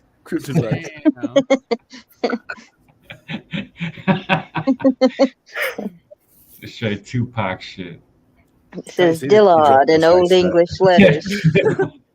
No, I'm like thinking in my head right now. I'm looking at my arms because I know I have a tattoo on one of my arms. I forgot which one. I'm like, if I take out one arm, and it's like not on there. I'm gonna look like an asshole, right? You don't have enough tattoos. That's what that tells me. I think it's on my right one. Hold on. We're good, Steve. Well, I mean, that's true. That's true. Yeah, it's over here. I have but I one. gotta ask, can Sword Boys even function that way? What is that, Dylan? It's like I Come don't on. want to show Pull it it because out. it has. I don't Pull want it to show it. I don't want to show it because it has my family's names on it. Oh, okay. All right. Okay. But it's like a pinup of my wife, and then like she's like one of those old like Sailor Jerry style pinups, but it's of her, and then she's like holding like a little bird's feeding out of her hand, and it's my daughter's name, and then the other bird is my other daughter's name. Oh, And it has like that's a scroll across her body covering up the the naughty bits with my wife's name on it. Oh, the naughty Aww. bits. There are no naughty bits. The Garden of Eden. And then I got a has no bunch on my naughty bits. thighs because I used to tattoo, right? So I used to practice on my thighs. On yourself? Yeah. Did you really? I know some. I got a big nail. Why? Ouch! You know, like the male, like the Austin Powers male symbol, the circle with the arrow. Yeah. I got a really big one like this on my thigh, pointing towards my crotch. Oh well, there you go. There you go. Wow. Wow! Holy shit! I never met anybody who said that. That's funny. Not really, nah. I practice on myself. I used to On my tattoo thigh. myself. Really? Yeah. And my right leg, because I'm right-handed, my right leg A is friend like of mine did a full. self-portrait on her leg, and needless to say, it looked nothing like her. It was like a To kid. be honest, drew I it. have no tattoos. I never hung out. Like I've been to a couple tattoo parties, but I thought they were wretched places to be. But this same chick got tattoos on her face, like when we were working for a supermarket chain. And like, I'm like, you do realize they're gonna fire you for doing that? And she's like, no, they won't. Like next day, she goes in, fired. Like, Would it's anybody here? Does Like, anybody man, here ask me if I give a fuck. You give a fuck? I got tattoos on my fucking face. Do I look like I give a fuck about my Tattoos on his face. Would you hire anybody who came into your place of Hell no. employment with tattoos? I can't even with fucking like tattoos? pick an appropriate place to put a tattoo, man. Like, My neck- ex looks well, like a doodle bear. I mean, I guess neck tattoos. I mean, neck tattoos are worse too, but at least it's not a face tattoo. especially writing on your face. I don't get that shit, man. Like, Yeah, writing. That's a good question, though. You know, would you hire someone with a tattoo No. on the face? No, hell no. What if? But what if they're the best Yeah. person in the world and you got to have that surgery? All right, whatever then. Show me. Show me then. All right. My Whatever ex got TN1 on the side of his face above his eyebrow. And everybody said, why do you have 7-in-1 on your face? You know the 7-in-1 shot you give a puppy? Yeah. Yeah. When you he went in and had it more defined, but it looked like 7-in-1. Trust no one. Oh wow, you're hard. Oh damn, you dated a Better get it harder retard. than that, man. Michael Taylor's back. Retard there, buddy. Wasn't long till he became my ex. Yeah. But he does look like a doodle bear.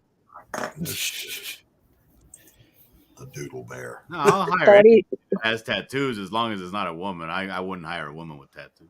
Welcome Oh, we've been through this. We've Oh, been if they through look this. cool, I don't care. I mean, like, I appreciate tattoos. I mean, if they look cool, but if they're like classless and just ugly, like, get out of here. I have 11. And you know, I mean, some chicks got. I mean, shit, hell yeah. I mean, if they look cool, if they look cool, hell yeah. And if you're a cool person, that's cool. But if you got face tattoos, especially if you're a woman, yeah, get out of here. No, I don't have face ones. You better be really good at what you do. Like Dillard said, or Doc said, yeah, I would. I mean, for the first day, I'll give you a 1-day trial. And you know what? I'll just give you. See 1 minute of slipping with that. I'm not even in your face and you're done. You know what? You don't even got to fill out the application. I'll give you 1 day. I'll toss you fucking $20 or $40 or whatever. If you do really good, I'll freaking hire you and we'll just fill out the paperwork and that's cool. But let's see how, I'll give you 4 hours. Show me what you could do. This comedian said, you go out and get your face tattooed and your nose pierced and gauges in your ears and say goodbye to a job of benefits. He had gauges. Oh, see. TJ says, I'm not looking for a job. I guess TJ got face tattoos. Oh, no. Kate has if you got face tattoos, you probably aren't looking for a job. You're right. She has tattoos. She have face ones. Well, She's got a job. I'm not a saint, but even as a little boy, I'm like, you're not supposed to taint your body. You know what I mean? Why would you put a bumper sticker on a Mercedes Benz? You know what I mean? Yeah, if you're a woman, you're supposed to be pretty. Guys are just supposed to be like, they're just supposed to work. They can do whatever they want. I like the China. We just get by the best we can. I like that Japanese body tattoo type of things they do with the warrior shit and the sumos and all that. It's fucking cool. Not sumos, but like the warrior kind of thing.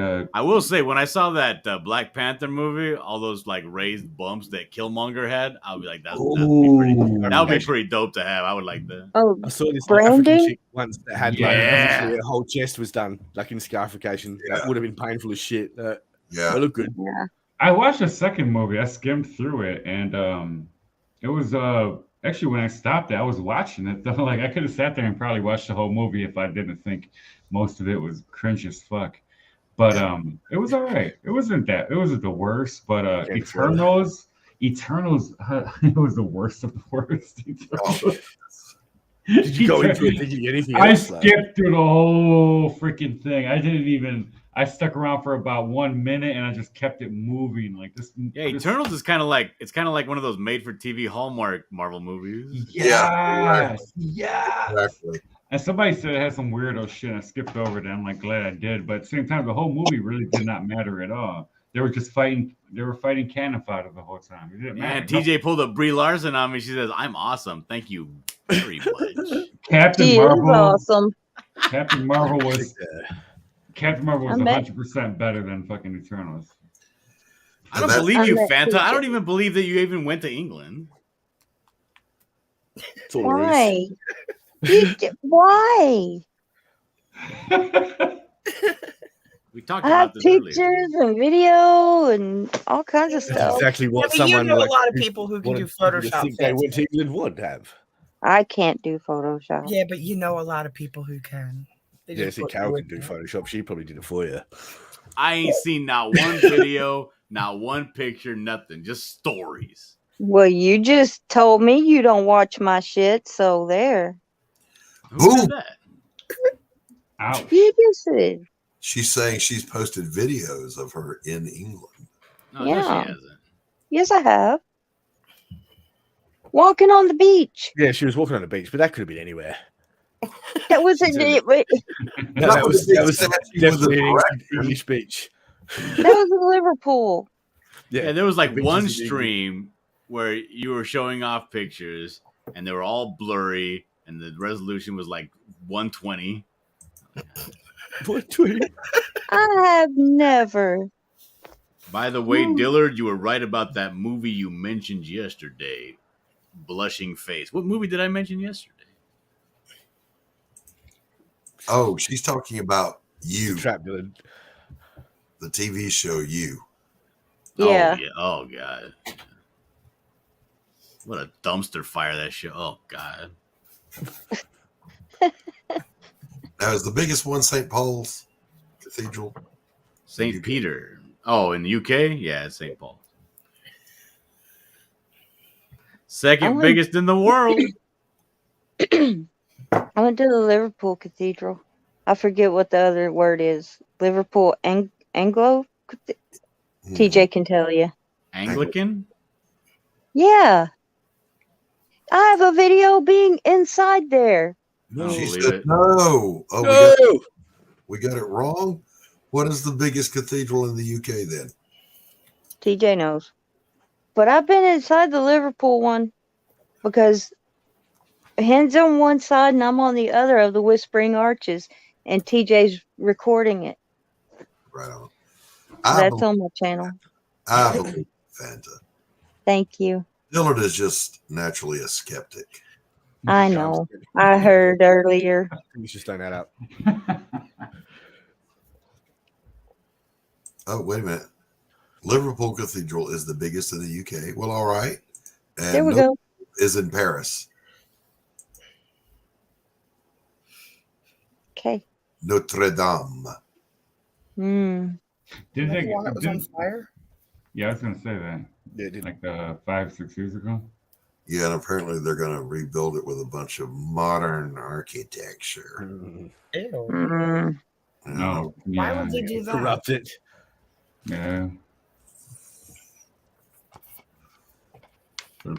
Put a pentagram up there with a big boobed goat person. It'll look good. And then It'll they look need some good. Quasimodo back to ring the bell again. Well, I mean, shit. What other channels are you watching there, Finn?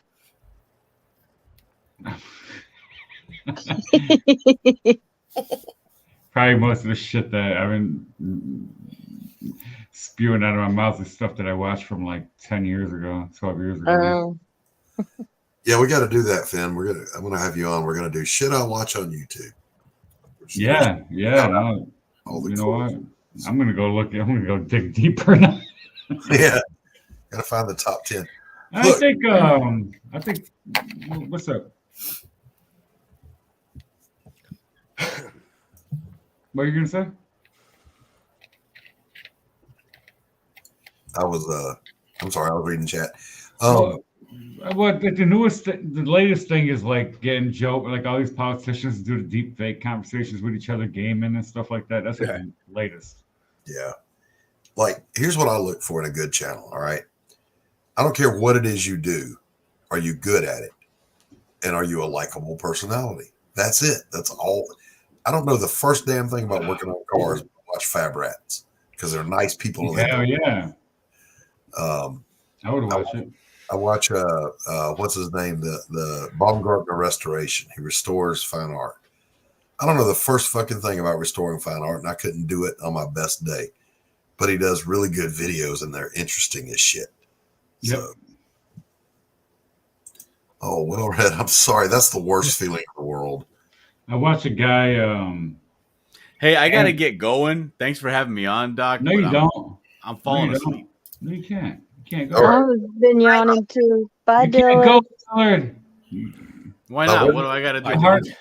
The heartbeat of America. Don't take the chart too bad. Like you'll be right. The color chart. It'll work. Hmm?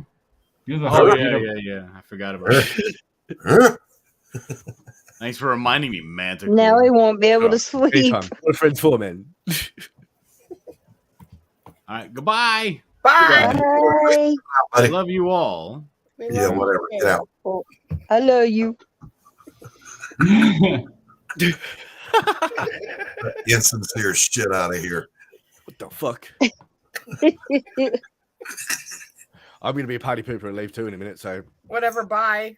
whatever. Me Bye. too. When are you Love leaving? it. Because you got here, Carol. Yeah, good. Get out of here quick. Look, we've been going for almost 4 hours. I'm going to wrap this bad boy up because I'm hungry. All right. Don't need him getting hangry. So I want to thank Dillard for coming out. Thank you, Manny, Fanta, as always. Finn, you're always welcome here, sir. Carol, my life is incomplete until you show up at least once a day. I know. Yeah, you guys Aw.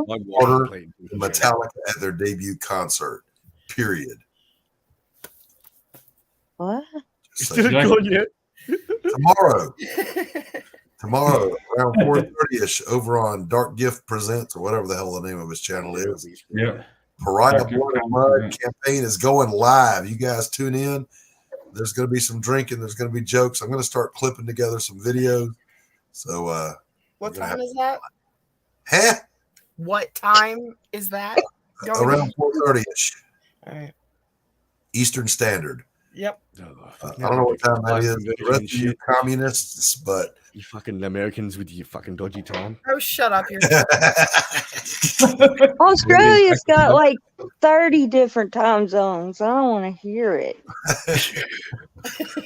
They're not that far apart though, really. Like it's like an hour or half an hour. Like, come on. half hour. Yeah, Fanta's Fanta's in the next state over, but she's a different time zone for me. So that's here. All right, guys. I want to thank everybody for coming out. Thank you so much for hanging with me and helping me get my day going. Ring the bell, click the like, do all that shit. And God Sign bless. up for Pariah today. Yes, sign up.